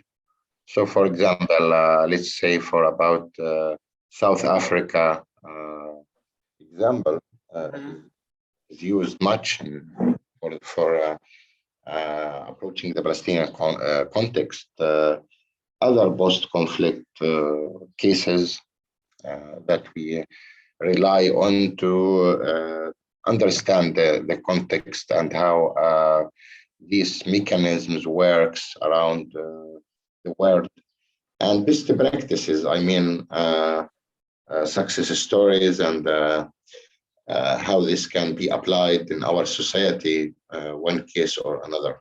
So I think it is applied for most of the courses that are proposed in this program. No, like can like a student. Here we can for security policies. Sorry, can also rely on security officers with academic degrees that can also participate in some practical courses like Ministry of Interior and other partners inside the Palestinian security sector that we can rely on them in teaching or training through the program. So what do you think that is that you can rely on us, that we can provide you in this 8 courses, for example, the reconciliation studies and conflict resolution? I think we'll start with us from the beginning, because if we go to the courses, we have the reconciliation studies and conflict resolution in the first semester. So perhaps here we are talking about developing the syllabus and the research and readings for the students, because we will, as you know, the teaching languages in Arabic, but also we rely on English texts and articles. So all this can be blended together with such a successful program in the future, especially that some of the attendants are working in civil society organizations, NGOs. So they are familiar also with language and terminologies that used. Yeah. Okay, I think it's a good idea, but I think most to emphasize more about reconciliation and peace studies, like you gave it only one sector actually. So you need more like the philosophy of reconciliation or forgiveness, maybe. I don't know, where did you put them here in your sector? I think some courses are mainstreamed with reconciliation concepts. Okay, we have a course on reconciliation studies, but if you go to all other courses, you see that, or you can figure out that they are mainstreamed with reconciliation concepts, like, for example, civil conflicts. And, here, when we are learning about civil conflicts, we are going after that to understand why reconciliation is important. And for people who are working in reconciliation thing, not researchers only, they go to civil conflicts in order to know how to approach these conflicts from different reconciliation techniques. Also, if you go to communal peace and rule of law, also it reflects reconciliation here, because communal peace is something based on understanding, and is based on how community can regard internal relationships together with the spirit of forgiveness, or with the spirit of understanding. So it has to do also with reconciliation. Also, communication here is part of and being part, and I would say a pillar of reconciliation. Good communication process and dialogue and negotiations are important, and having these skills, I think it contributes to reconciliation process. Okay, so And, yeah, okay. Yes. Any professor would like to add to maybe comment on what Professor Nizam represented? I tell you what I think, and maybe Professor Fanie you like, or Dr. Laura. I would maybe just say that there is just make the point generally that there is quite a bit of work that's been done on conceptualizing community reconciliation and measuring that and so on. So it would be important, I think, that the course does not take that as kind of understood, or assume that that's understood what is meant by community peace, but that is actually, there's quite a large literature around that could very usefully be taught in a course like this on social cohesion at community level and these sorts of things. So constructing that that curriculum will be important, and and getting the best sources for that would be important, because that it's a field that a lot of thinking is going into already. And so yeah, I don't think community peace should be taken as a concept that is known. I think it's an evolving concept. Sorry, what is it, Professor Fanie? Community peace and communal peace and reconciliation at a communal level. I can see this concept comes through your course quite a bit: communal reconciliation, communal peace, and so on. There is quite a sophisticated literature around that already, and it's not straightforward what that may mean. So I think it's one of the concepts that you can, all I'm saying is don't assume that it's a simple concept. We know what it means, and therefore we explain other concepts in terms of this one. I think it's actually something that merits its own investigation. Thank you. Perhaps,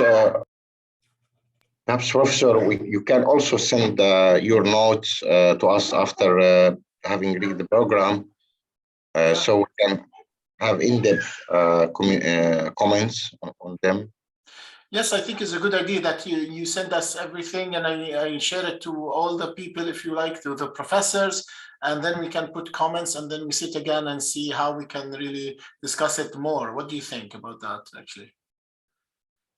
Professor Nizam, can you send, Professor Nizam, he will send that. That's what I suggest. Laura, you have anything to say? Laura? Yes, 2 points actually, Professor Nizam, thank you for the presentation. My first point was actually that a request, which is if you could just share the presentation with us. I was taking screenshots while you were presenting, but I think that if we all have the presentation, we'll be able to review it and then also reflect on what you presented and also the different comments.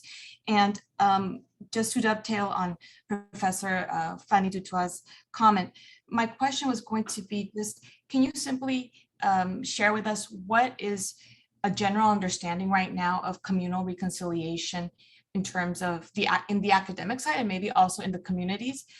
If you could share that, just general, it doesn't have to be detailed, but just a general concept of when somebody hears, for example, if I'm in your university and I'm 18 and I hear communal reconciliation, what is usually perceived by that or understood, excuse me, by that? Yes, thank you, because I know this this concept is generated to be part of a specific context, which in which are not familiar with this, what communal peace is, and why communal peace, and why you are talking about it as something granted. You are right on this. You are right. You are quite right. And here we use it in prone societies. I mean,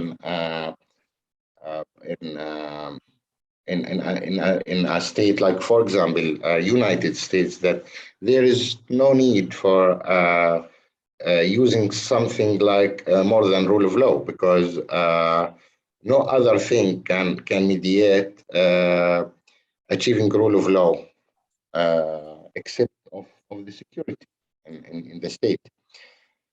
But in prone societies, and I say prone societies where a rule of law is weak, and the apparatus that are working on rule of law are not efficient, or they can't achieve themselves rule of law.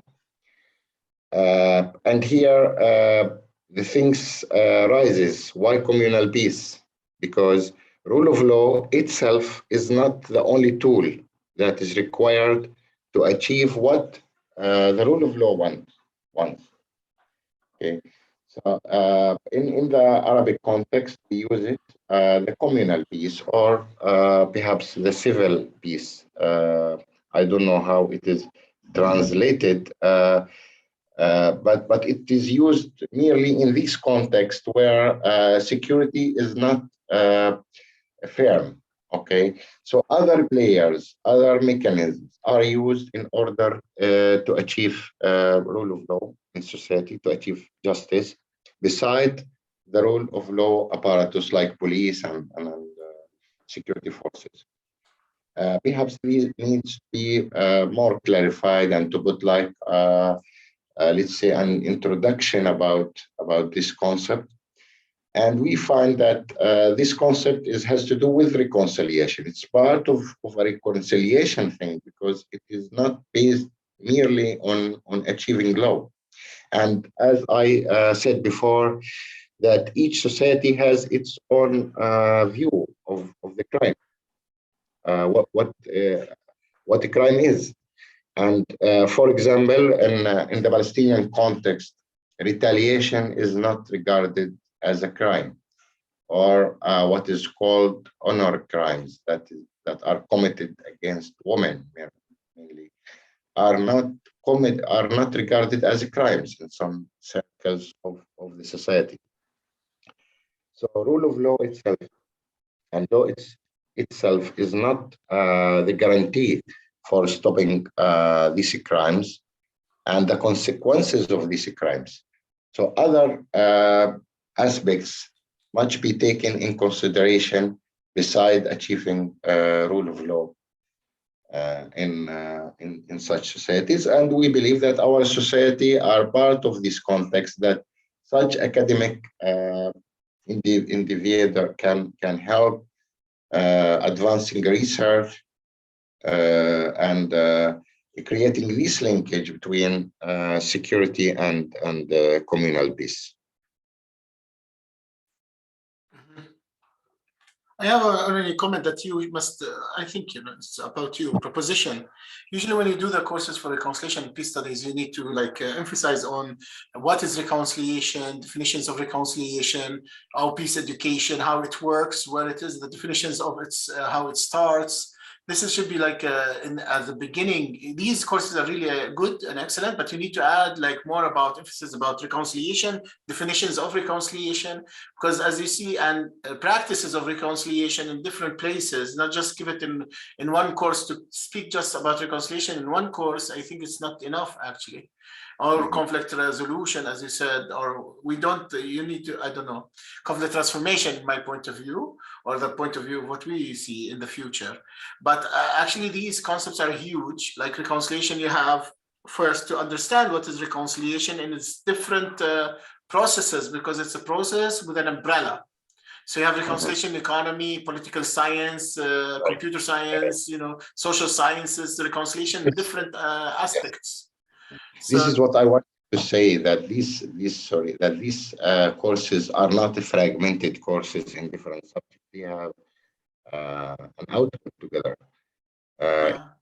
either academic, either practical output about how to approach this subject, which is in its nature as is an interdisciplinary subject and cross-cutting issue through different senses. But at the end of the day, you will have qualification on something related to reconciliation and to peace studies. Yeah, then we have to see more than like you have to integrate more reconciliation and peace into more of the courses. I guess like it might be formulating security policies in a state for reconciliation process, for example, like this one. Formatting security policies in a state. You can add, for example, reconciliation process or peace education or reconciliation. I think the reconciliation process would fit good with it. So you are talking about how can you formulate security and develop reconciliation within the state. This is a very good practice, and maybe you can get a professor or who can teach it, and it will be more into reconciliation process.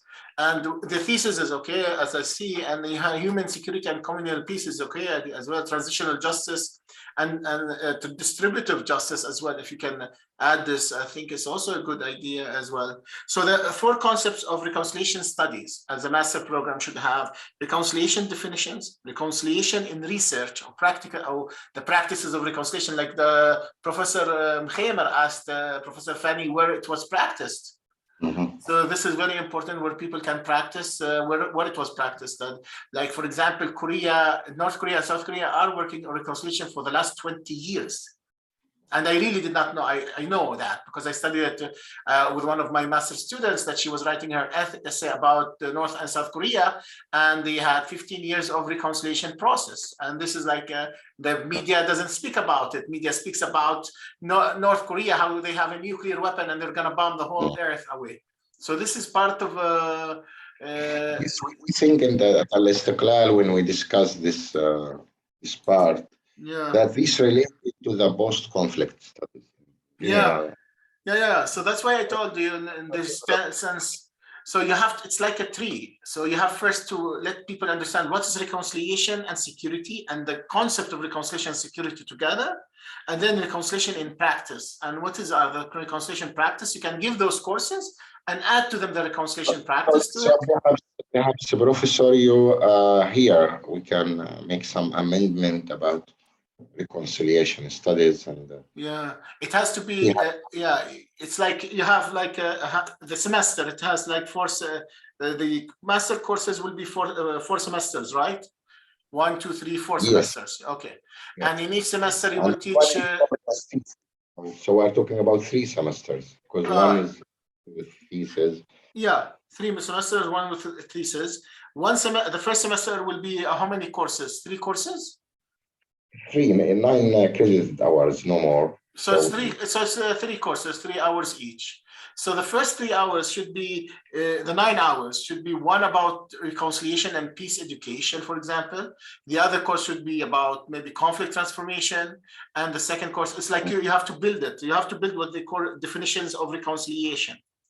And in the second, I think we did already, but this is has to do with the students themselves, because some students need prerequisite courses. So we have prerequisite courses not proposed here. They are proposed from our university from the PA courses. Okay. They may attend, for example, security science, political sciences. Oh, that's nice. That's okay. No, I'm talking about something else. I'm talking about. Yes. I'm talking. Yeah.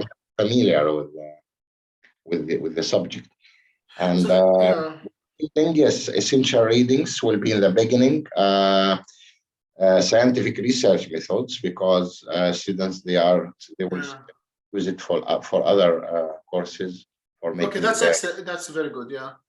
And I see missing the practices of reconciliation studies or practices of reconciliation processes as well. This is important. I think you put it in the history, maybe you can put it. Okay.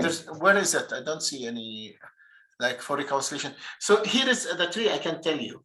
The first teaching should be definitions of reconciliation and peace studies. This is the first 2 semesters you can emphasize on this, and the reconciliation in research. So how to research reconciliation process. And then you have to embed so those things into your reconciliation as a case study.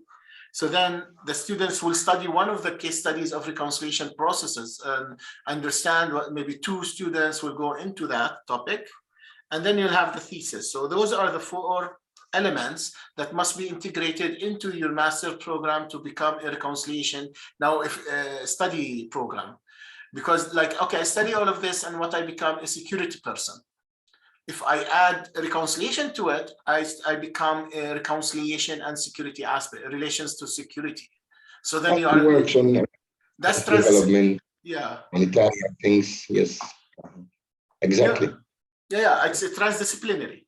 So what you did here is interdisciplinary, which is very nice, but I would like to add, maybe if you can add the reconciliation aspect, to put in mind that the first is, like definition of security. This is excellent, these works, but you have to add for them reconciliation as well. It's like how you build this course. This course is security course, but you have also to build within this course the reconciliation aspect. For example, Professor Leiner will teach the reconciliation aspect in this course, but he cannot come and teach it, like just give a course and then go home. Then it is only a course and it's not a master program in reconciliation.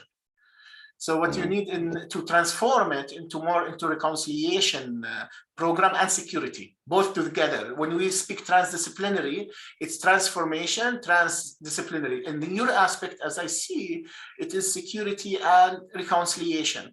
Like here, you see, this is good, but should be not emphasis only in one course. It should be part of all the courses.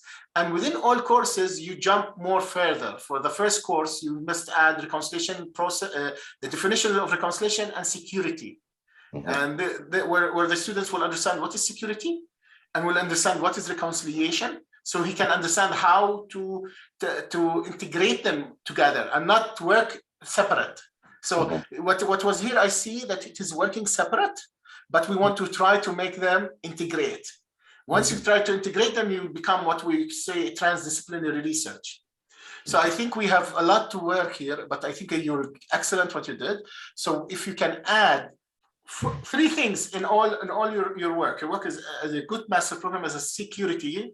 You need to add more into it, reconciliation process, and more about reconciliation research and reconciliation case studies. And these 3 concepts that I'm talking about can be emphasized in the 3 semesters. So you don't put like the first semester student must understand what is reconciliation process in the middle of conflict and what is security and how he can emphasize about it. Second semester, he needs to understand how to research security within the reconciliation process. So security has a very impact on the reconciliation process. Without security, it's very hard to have reconciliation. This is impossible. And this is the second part. The third part is reconciliation case studies. You can add to all of what you said, case studies of reconciliation. As Professor Fanie du Toit told you, they are working on 10 or 12 reconciliation studies. And those studies you can choose, like Ireland, North Ireland, and you can choose Colombia, you can choose South Africa, you can choose Korea, you can choose Germany and France, Germany and Prague, Czech Republic, Germany and Poland, today, Greece, for example, Greece says that they did not get the rights for reconciliation process. And until today, the Vienna Center for Reconciliation Studies is working with the German government to understand how they can do reconciliation with the Greece government of still working on World War II. What happened in World War II? The Greece government is saying, no, we did not get reconciliation. And now they're still debating on the subject. So just to give you a really live practice, we're not just saying old practice. Reconciliation, the good thing about reconciliation studies and processes, it's ongoing. So okay, there's nothing is finished.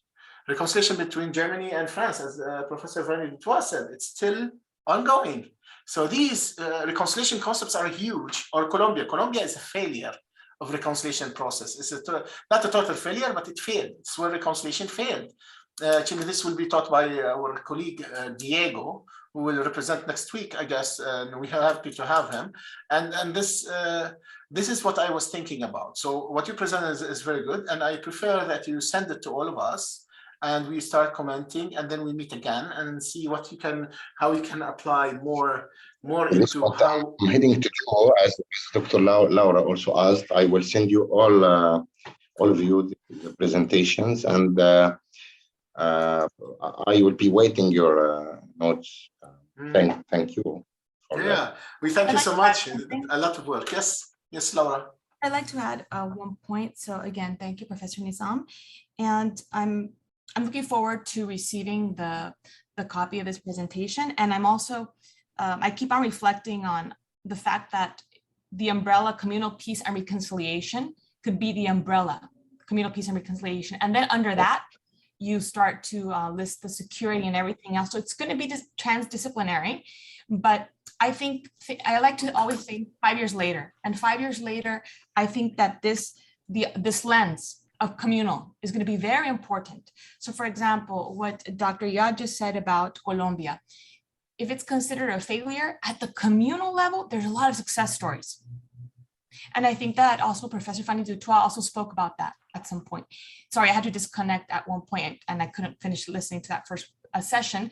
So I'd like to continue to reflect together on how, and especially listening to what you have to say and all the other professors in terms of how to build a transdisciplinary master's based on this communal peace and reconciliation umbrella. And under that, being able to then think 5 years later, this lens is going to help us, especially with the young people who might be more reluctant depending on how these years and what that brings in the territory. I think it's important. I think also I'm very impressed because everything that you presented, I can understand that this will be successful.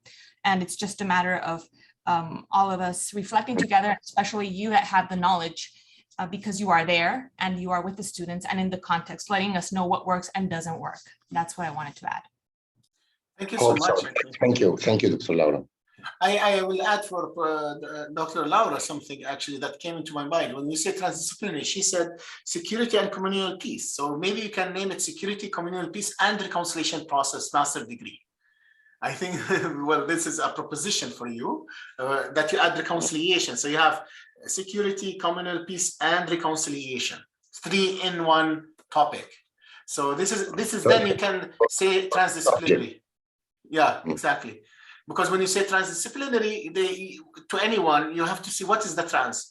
Is it security and communal peace, or you need the third part, and it is reconciliation. So all what you showed us is excellent, but you need, like that we say, you have to pour the water of reconciliation in it. So this is the whole idea behind it. You are quite right. But what happens that the students themselves, they do not prefer to be in with different specializations together. So when they go to the master, they are looking for a topic. I mean, sorry for this, like a 6 title that, okay, I'm going with this name. Example, in security. So it's like a credit for them, or having it in. So putting different, let's say, or a long title is something go against this mood for choosing this. Especially some of them are thinking about the PhD. I mean, how can this program it can lead them to specific PhD program. But I don't know. Perhaps we need further discussion on this. We can assess again the title and see if yeah, it's a proposition, not the more. reconciliation thing, and see if this can work or can be applied with the subject. But more important to have your comments. I will send this presentation. We'll send in details the course description and also the educational ILOs that perhaps we can have your remarks on them as well. Yeah, I think that's an excellent idea. Yeah, what I said is only a proposition actually, but I think what you are doing is excellent. Security and reconciliation. I think it's a very good idea. But I only, as a reconciliation person, I would like to emphasize that you have, as Professor Fanie said, we have to make some to make the water of reconciliation, to pour the water on those plants of reconciliation. So if you add reconciliation in all the courses, not the word reconciliation, but a reconciliation theme of study, like the communal peace and rule of law in the reconciliation theme of study, then you are in the right path. If you understand what I mean in that. For example, like you have different courses. You have the 8 courses. Just show me the 8 courses once before we end, and then I think we're nearly at the end, but just let me show you what I mean. I mean, you have essentially in security and reconciliation, for example. This is like you have to add, for example, scientific research method. This is we understand it should be transdisciplinary because that's what we are doing. And like civil conflict reasons and reflections on the reconciliation processes and peace education, for example.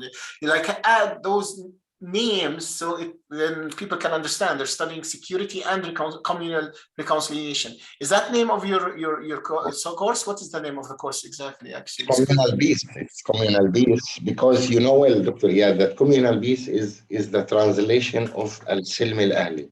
Okay. Silm al-ahli. Okay. So it's better for the Arabic to stay security and communal peace studies. I think it's also good. It's up to you. I will just here suggesting what you can do as a final note, actually. And anyone else would like to add any final notes for Professor Nizam? Yeah, Professor Khemar, if you have anything you would like to add.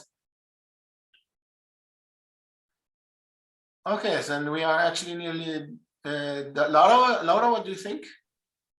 No. Okay. My comments. Just thank you again for the presentation.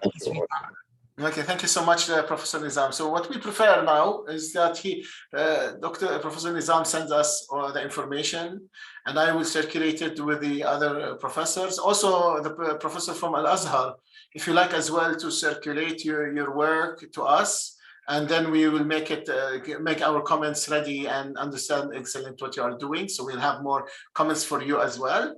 So we continue with Istiqlal University for next session, and then we try to see, or we move on to Al-Azhar University. What do you think? I am open. The Professor Nizam, what do you think? How do you think should we proceed? Give you our notes, and then we'll come back to you, and then we'll start with Al-Azhar. What we are going to do is to send the proposals. We will have your feedback. I will present your feedbacks. Or perhaps you yourself, and if it needs more discussion, and that's it. I think before going to approving it here from because we are in a hurry somehow to start the pilot. The pilot phase. So we need to have the accreditation from the Ministry of Higher Education, and this process starts in May. In coming May, so from May until September, we will struggle to have the accreditation. Dr. Absada knows that this process. Yes. So we are going to have to make a struggle to gain the accreditation from the Ministry of Higher Education. So we are now in the internal approval. We need your comments. It's very important because your expertise on this, and you provide it with us. in order also to insert it in the program and consider it before sending it or attach to final Excellent. accreditation. So we will move on for next week with Al-Azhar University, and we send you the comments. And we'll see if we need that to have another session for that with you. We'll have it after our sessions with Al-Azhar, and we'll continue. Or we see how we will continue. If we see that there's a lot of changes that we need to do and discuss it. I think Dr. Fauzia has a hand, or I am not. Who has a hand? Dr. Fauzia. Ah, Fauzia, yes, okay, sorry. Yes. I send on chat a question. We can add concerning case studies, the case of Germany and French. I think it's important, and I can help in this way. And with this topic, we can understand really what is what you practiced the peace and reconciliation, and I think it's good if we integrate this case studies. It's my opinion, but I think if you have another idea about this. This is my questions and my suggestions. No, yeah, I think, yeah, you are right. That's why I said there's 4 topics that we have to put in a master thesis: definitions of reconciliation, reconciliation in practice, reconciliation research, and case studies. This is like the whole topics, the theme, let's say, the concept themes. And you have to integrate those concept themes into the master program. So then you can call your program a reconciliation process program or communal peace studies. Yeah, so people can understand what it is working on. This is the idea, I guess. What do you think, professors? Maybe. Yes, it sounds a good idea.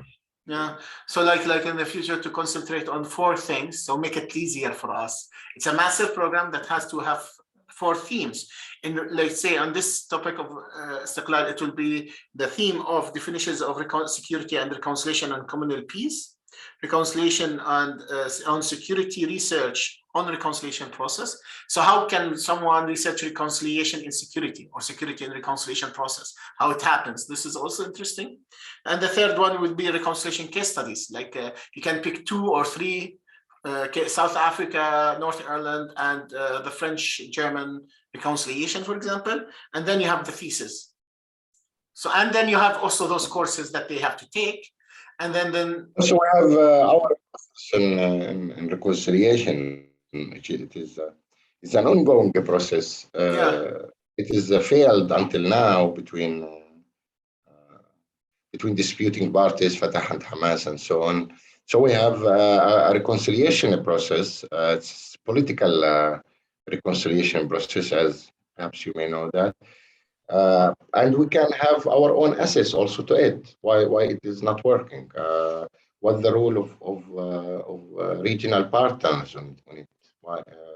In making it work or fail. So the Israeli occupation, perhaps the internal rivalry over internal power in the Palestinian political system. So it's very important, I think. And security is in the main of this disputation, the political disputation, as it proved in the past. So perhaps our own case, even it is a running case in reconciliation, also can be part of practice, because it has its own impact on the current Palestinian situation. Yeah, yes, exactly. That's why I said those 3 things: definitions, reconciliation research, and practice, reconciliation case studies. So this is like, if I want to name myself as I'm doing a peace studies and I show it to the higher education institutions, if you don't put the reconciliation words inside, it will be, they say that you're doing security and you have a master in security. What are you doing exactly? You understand what I mean? So, for example, as I said before, like just add reconciliation concepts into all of them, or 50% of them, and then you are there, because they don't know anything about the reconciliation process. They think they know, but still, as you see, it's a huge concept, as you said, and it's an ongoing with the Palestinian inter-reconciliation concept inside them. So this, like what you are giving right now, is a security course with a course on reconciliation. So I think it's, if you can more emphasize on, make it more reconciliation and security, 50% reconciliation and 50% security, then you are making a transdisciplinary research. It will be instead of communal peace, right? Yeah, maybe, yeah, you can do a communal reconciliation. Why do communal peace? Peace is like a very used word, and many uses this word. And the communal reconciliation, nobody has it. I think it's a new word. And nobody has it, not in Jordan and not in Palestine. I don't know if Laura knows anyone who has communal reconciliation in Latin America, maybe, or US. Maybe you can give us a little bit feedback, Laura, about communal reconciliation. No, I think that that's something that's already practiced in many parts of the world. I think that in different spaces, they give it a different frame. But in Latin America, you do hear about reconciliation in communities, in the communal lens, whether it's with indigenous communities, whether it's, but it's usually in small communities that have been affected by conflict, where people are actually focused on rebuilding, and they're doing this from a communal lens, communal. But I think it's out there. So the great thing is that there's a lot of examples and from different contexts. So now maybe the idea is also to understand, for us to learn also, what is the Palestinian experience with communal reconciliation. That exists, I know that it exists in the Palestinian context, because it exists in every other context on a community level. So I think we're going to be learning a lot, all of us that are here. I'm speaking for myself to begin with, more deeply about what that lens is. Because I think as we go through these conversations, even though you're in the context, you're going to be able to reflect even deeper, and we're going to be able to reflect along with you about what this concept means as we dig deeper and deeper, which I think this is the great thing about having this space with Erasmus, which is to be able to do that reflective practice, reflect. I think security and reconciliation studies is also a very nice word, actually. You call it communal reconciliation studies. Also, you need, better than, your students more than I do. So you will know what they will come and register for. So if they register for peace, you have to put the peace inside. If they don't register for peace, this is also an option. You have to understand what is the environment. So we don't want to shove for them what we want. So we want to see what they want as well, what is more applicable and what they want. And we can, like, in the middle, do something in the middle. So that's why I called it 3 things: communal peace and reconciliation studies, security and communal peace and reconciliation studies. Maybe this would be... I will not drop security, because it is No, don't drop. Security is the main. That's what I am saying. Security is the main. So that's why I put the first word is security. And then you have communal peace studies, or communal reconciliation studies, or communal peace and reconciliation studies. I think this is also like peace and reconciliation studies, one part, security is one part by itself. What do you think? It's up. Perhaps it will go in this way, like security and communal reconciliation, perhaps also. Yeah, I think it's also good. Communal reconciliation. You can add also peace studies for it. I mean on the title in Arabic, the connotation, let's say. Yeah, tell me, I don't know.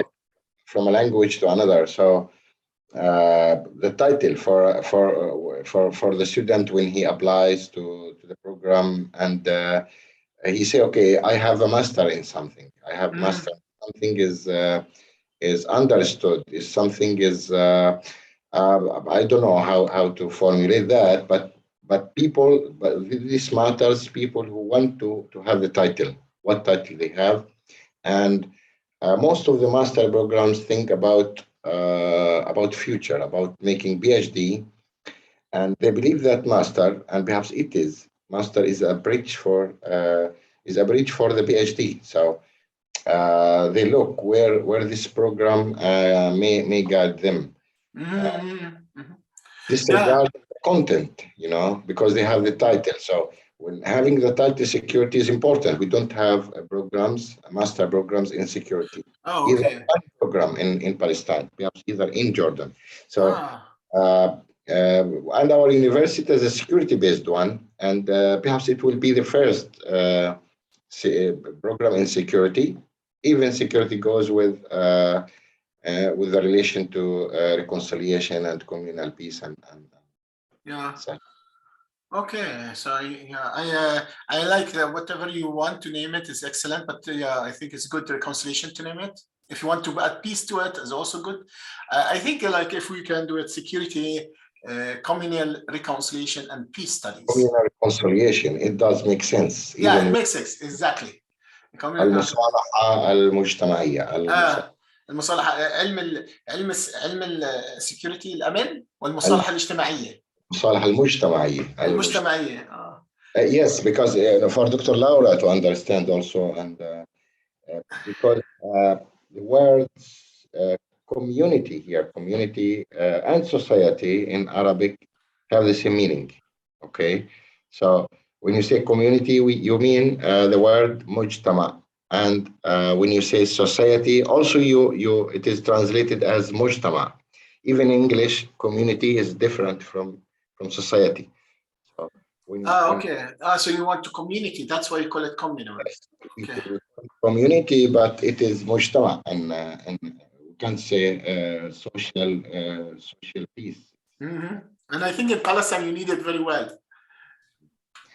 Like it's important. Yes. Sorry. Yeah, yes, Laura. At one point, which I don't want us to go very, very far away from this conversation, because I think that this is where it should be at the moment, maybe for in further sessions. But so the reason I had from the last session focused on this communal aspect is because, and then we can talk about this in later sessions, but in Colombia, there's something, and it has a long history. It's called a Juntas de Acción Comunal. And these are the the steering committees on the communal level for the communities themselves. So these are the actual committees, communal committees, action boards that have been created by the communities in order to be able to do self-management of their own communities, their own challenges, their own solutions, and it has a long history. So anything that's going to happen in a territory, there's always one of these communal action committees. Okay. Which means that all the optics, this lens, the communal lens, is where these different, it's how everything is being approached through the communal lens, which means peace, conflict, reconciliation, everything is approached through the communal lens. So just to let you know, there is a long history, and I think it's not just Colombia, but there's other examples we could probably speak about, but we could do that later on. I think what's very exciting is to understand, what does the communal lens look like from your experience? But I think there's going to be a lot of similarities. And I guess one question here is there an association in Palestinian society where there's a local, for each local space, a communal action committee? Does that exist? And if that exists, are there already different elements that would allow us to be able to take that exists into this type of thinking about the master's program, so that it becomes trying to give a lot of meat and texture to the concept of communal reconciliation? I think with the Palestinian case, something perhaps similar, but for the Palestinians is a pre-state community. You know, it's a pre-state community under occupation from 1967, perhaps after that. So it was under mandatory Palestine, and so it is a stateless community. And for long years under occupation, Palestinians were not cooperating with the occupation system, either police, either criminal justice courts, anything. They regard them as something exotic.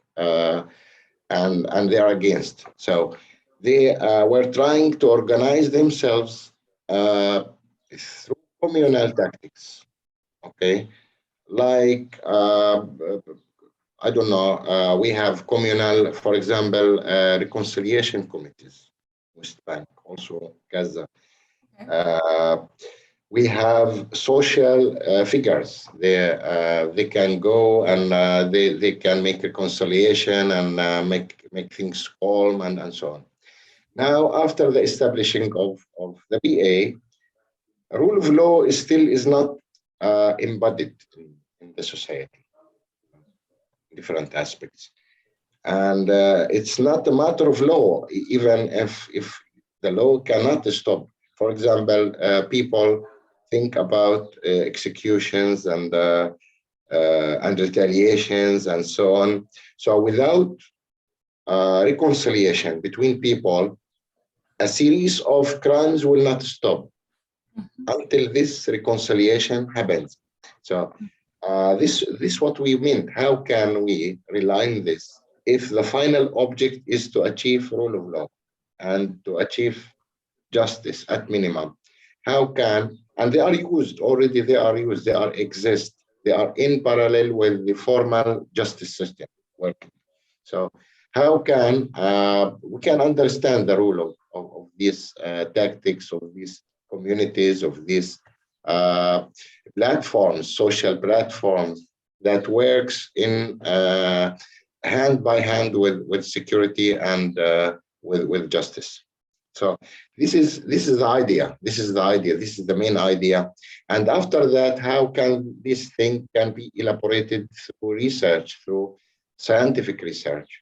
How can this be applied and understood? And all humanitarian organizations that are working here in Ramallah, in Gaza Strip, they are using these tactics. If you go to the UNDP, if you go to different organizations that work with how can, for example, when you are go to reform the justice system or the courts, they cannot disregard reconciliation committees. They are exist because the community believe on them. The community believes on the governor, for example. They are making complaints. They don't know. They don't go. They prefer to go to the governor, okay, to make complaints, but not to go to the court because they believe their case in the court will stay for long. But if they go to the governor, so he will solve it, let's say amicably, and everything will go fine. If it is something can be dissolved at this level. So this mechanism, like complaint mechanism, like committees, social and communal structures are very important to go with the law, not the law itself, the rigid meaning and its radical form, just to apply laws, because it does not work. It does not work if it is not supported with other or these communal structures that goes with the culture of the society, how society looks at the internal relationships. So this is the point. Thank you. I think. Oh, sorry. Yeah. So there's already a mechanism in place of reconciliation committees and communal committees that focus on resolving communal I mean, it's the structure is already there on the community level. Mm-hmm. That's yes. correct. Yes. Okay. Now that was just also my question, because it sounds very much like Colombia, these different spaces that what you have described. And just because it came from the community, of course, the contexts are different, but it came from the community itself to try to resolve their own communal issues. It wasn't something that communal issues. Mm-hmm. And as in Spanish, as you said before, it's something to have with the community, not with other than the people are grouped within a definite area. They are themselves. They are not the others. So especially if we come to the wider context of what we call it as an apartheid here, because in Israel there's different system, different culture, doesn't work together in the same laws or in the same norms.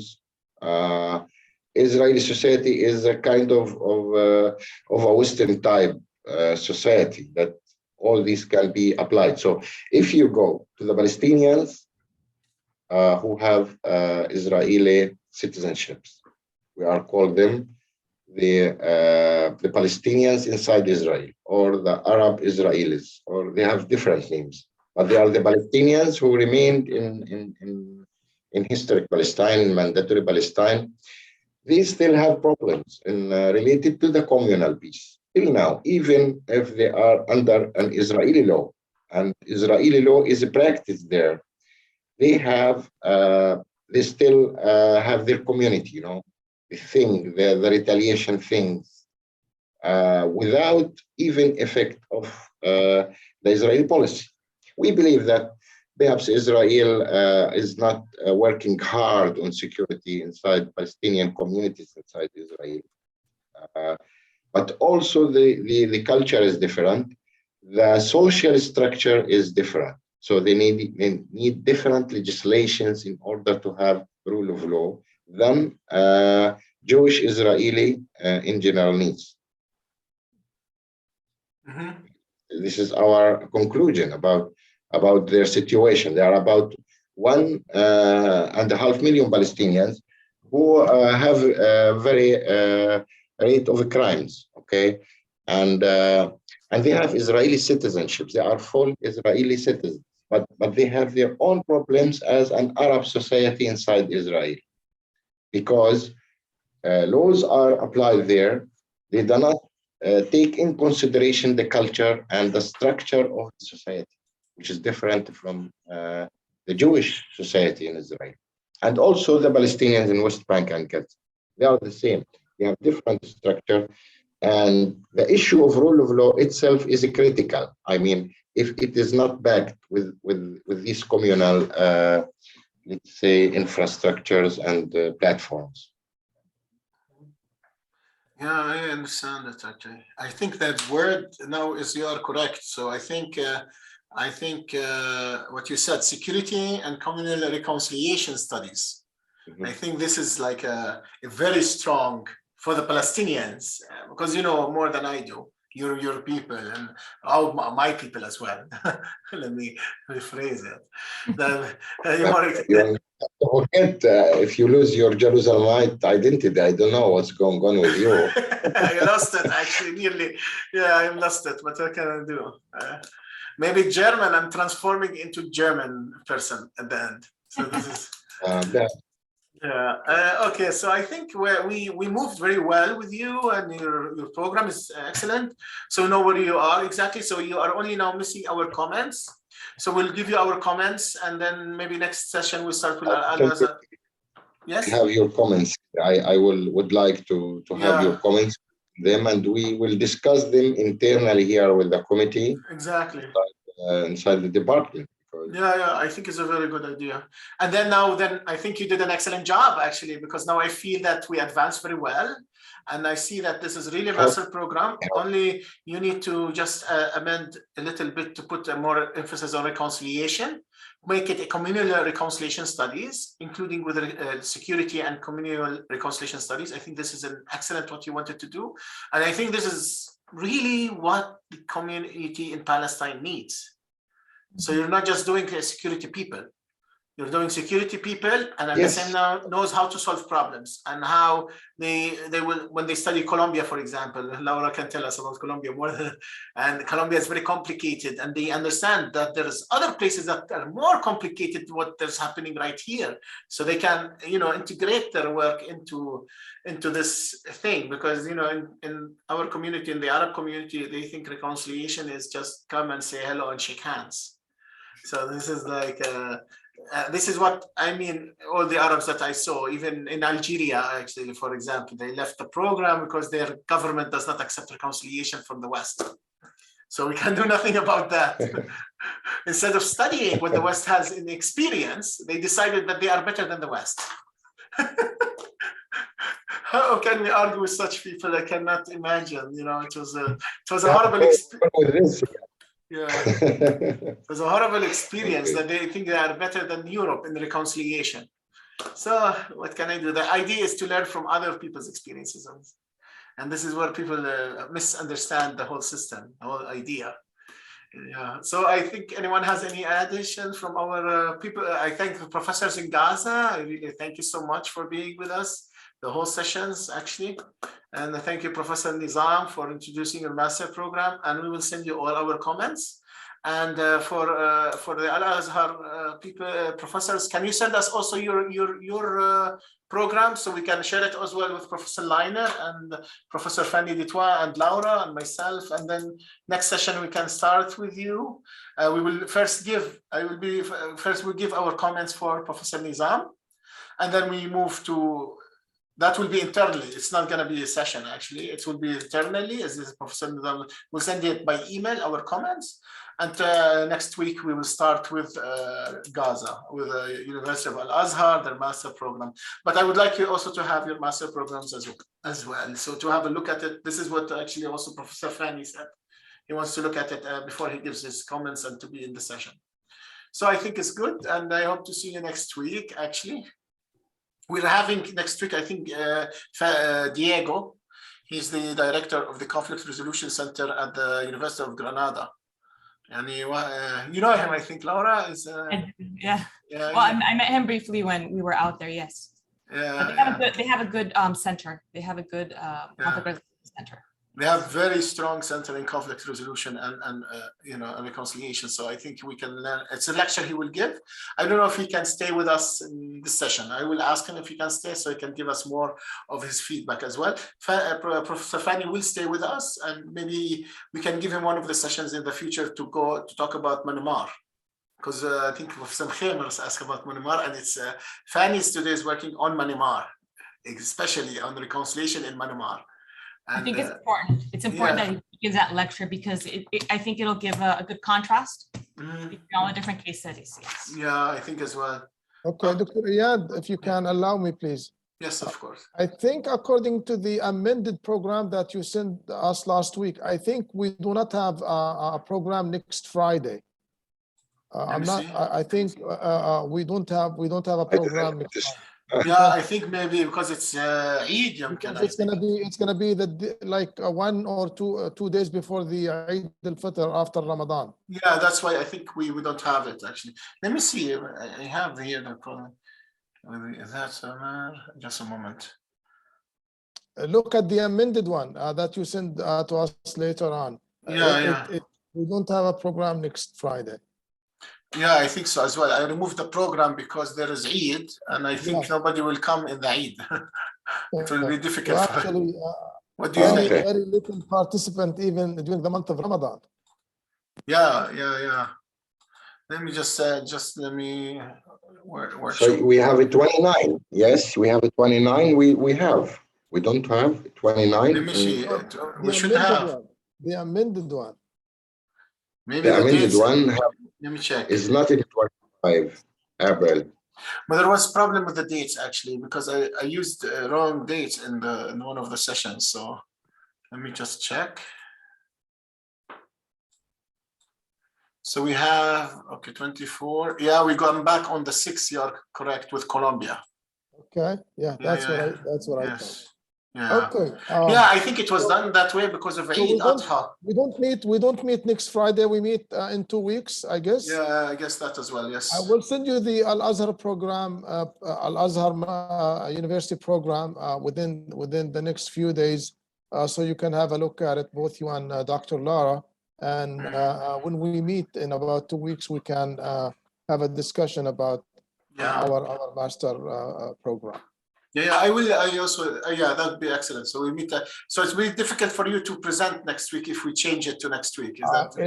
It's definitely difficult, to be honest with you. It's going to be like 2 days before the end of Ramadan. We will be running, trying to do many things in the last 2 days. Yeah, this is what I thought.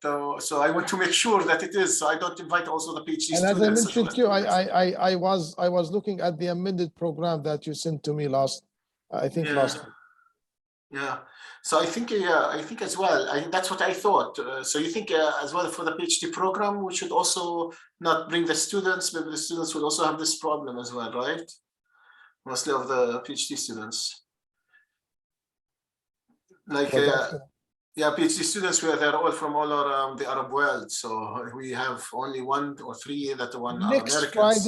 Next Friday is going to be the 28th of Ramadan. Yeah. Exactly the 28th of Ramadan. So it's going to be like 1 or 2 days maximum before the holiday. Yeah, that's why I said if I do a lecture and for the PhD, some of them will not come, maybe or attend. I don't know. They say it's Ramadan and it's Eid and we cannot attend. And so maybe maybe we move it for we come back after the Eid. We don't do it. We have much Islamic beer in Eid, you know. Much Islamic beer we will have. البادجت؟ No, it's بس الاحتفال يعني بالزيرو اكيد. يعني ما بعرفش انه يعني خلص بلاش ما نعمل كمان طلاب دكتوراه نجيبهم مش يعني الاسبوع الجاي كمان صح؟ يعني هذا كان برضه فكره يعني انه ما نجيب. هو انت معرفين انا thank you for Dr. Abu Sada because he noticed that I didn't notice that there is no in 29 so which is right not to have before the Eid and I'm not sure if it works for all the participants. Okay, so I just sent you the program, Dr. Iyad. I just put the amended new program on the Armenia WhatsApp. So it says that we meet on June 5th, and the lecture will be on reconciliation in Colombia. Yeah, which is according to the program. It's going to be on after June. the Eid. Yeah, so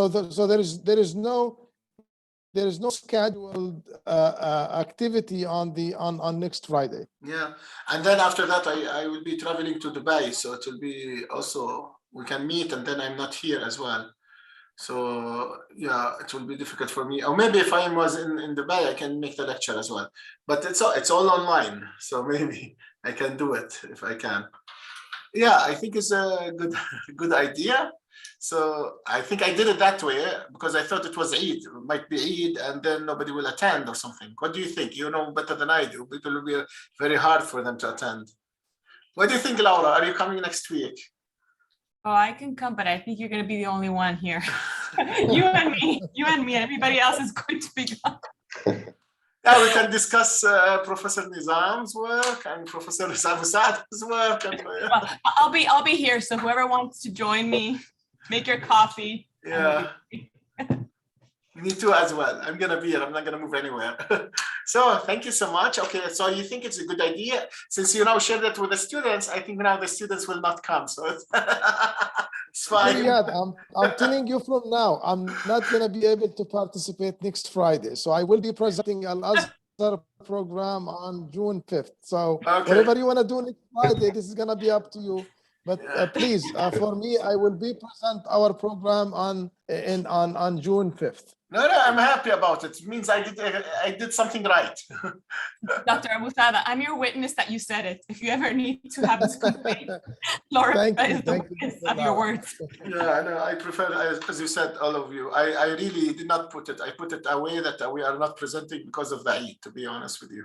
So that would be. Who is Hisham Madi? Is it one of your students, Hisham Madi, or no? No, so his guy just trying to go in. I don't know, like professors. I invited other. We have another Erasmus Plus project, so I invited them to come to Fanie du Toit's lecture as well, so they can have more experience about what is reconciliation. Yeah, we did not expect that they will come, a lot of them. So I think we are ending. Anyone has to add more? Professor Nizam? Thank you. I think we are over now, and we will be waiting for the next meeting, okay? Yeah, thank you, Professor Nizam. I think it was an excellent meeting, to be honest with you. An excellent job done, and we hope for the better future. And we're working very well. We need to make it reconciliation and security for the الاستقلال. Yeah. بتمون طبعا بدنا واسطاتكم كمان بعدين يمكن جامعة الأزهر بدها واسطة كمان للpolitical one that they are doing. بروفيسور مخيمر وابو سعد ايضا موجودين يعني تساعدهم as well. احنا جاهزين. احنا جاهزين. شايف بروفيسور ابو سعد جاهزين عشان ننجح البروجرام. Okay, thank you so much, everyone. Thank you, Laura, for being with us and giving us your expertise. Laura is our practical director of the Armena, and she does studies the practice of what is happening in Armenia. She was one of the directors in George Mason University for developing programs. So she in Washington, D.C., and we are now happy to have her with us in Armenia. I think she is a big asset, one of our pillars as well. Oh, yeah. Thank you, and thank you all. I'm learning a lot. I've learned so much in our first session. So thank you for being my teachers too. Yeah, thank you. So thank you, everyone, and I will now maybe end the session and see you Ramadan Kareem. Bye bye. شكرا كثير لكم. السلام عليكم. السلام عليكم. رمضان كريم. مع السلامة.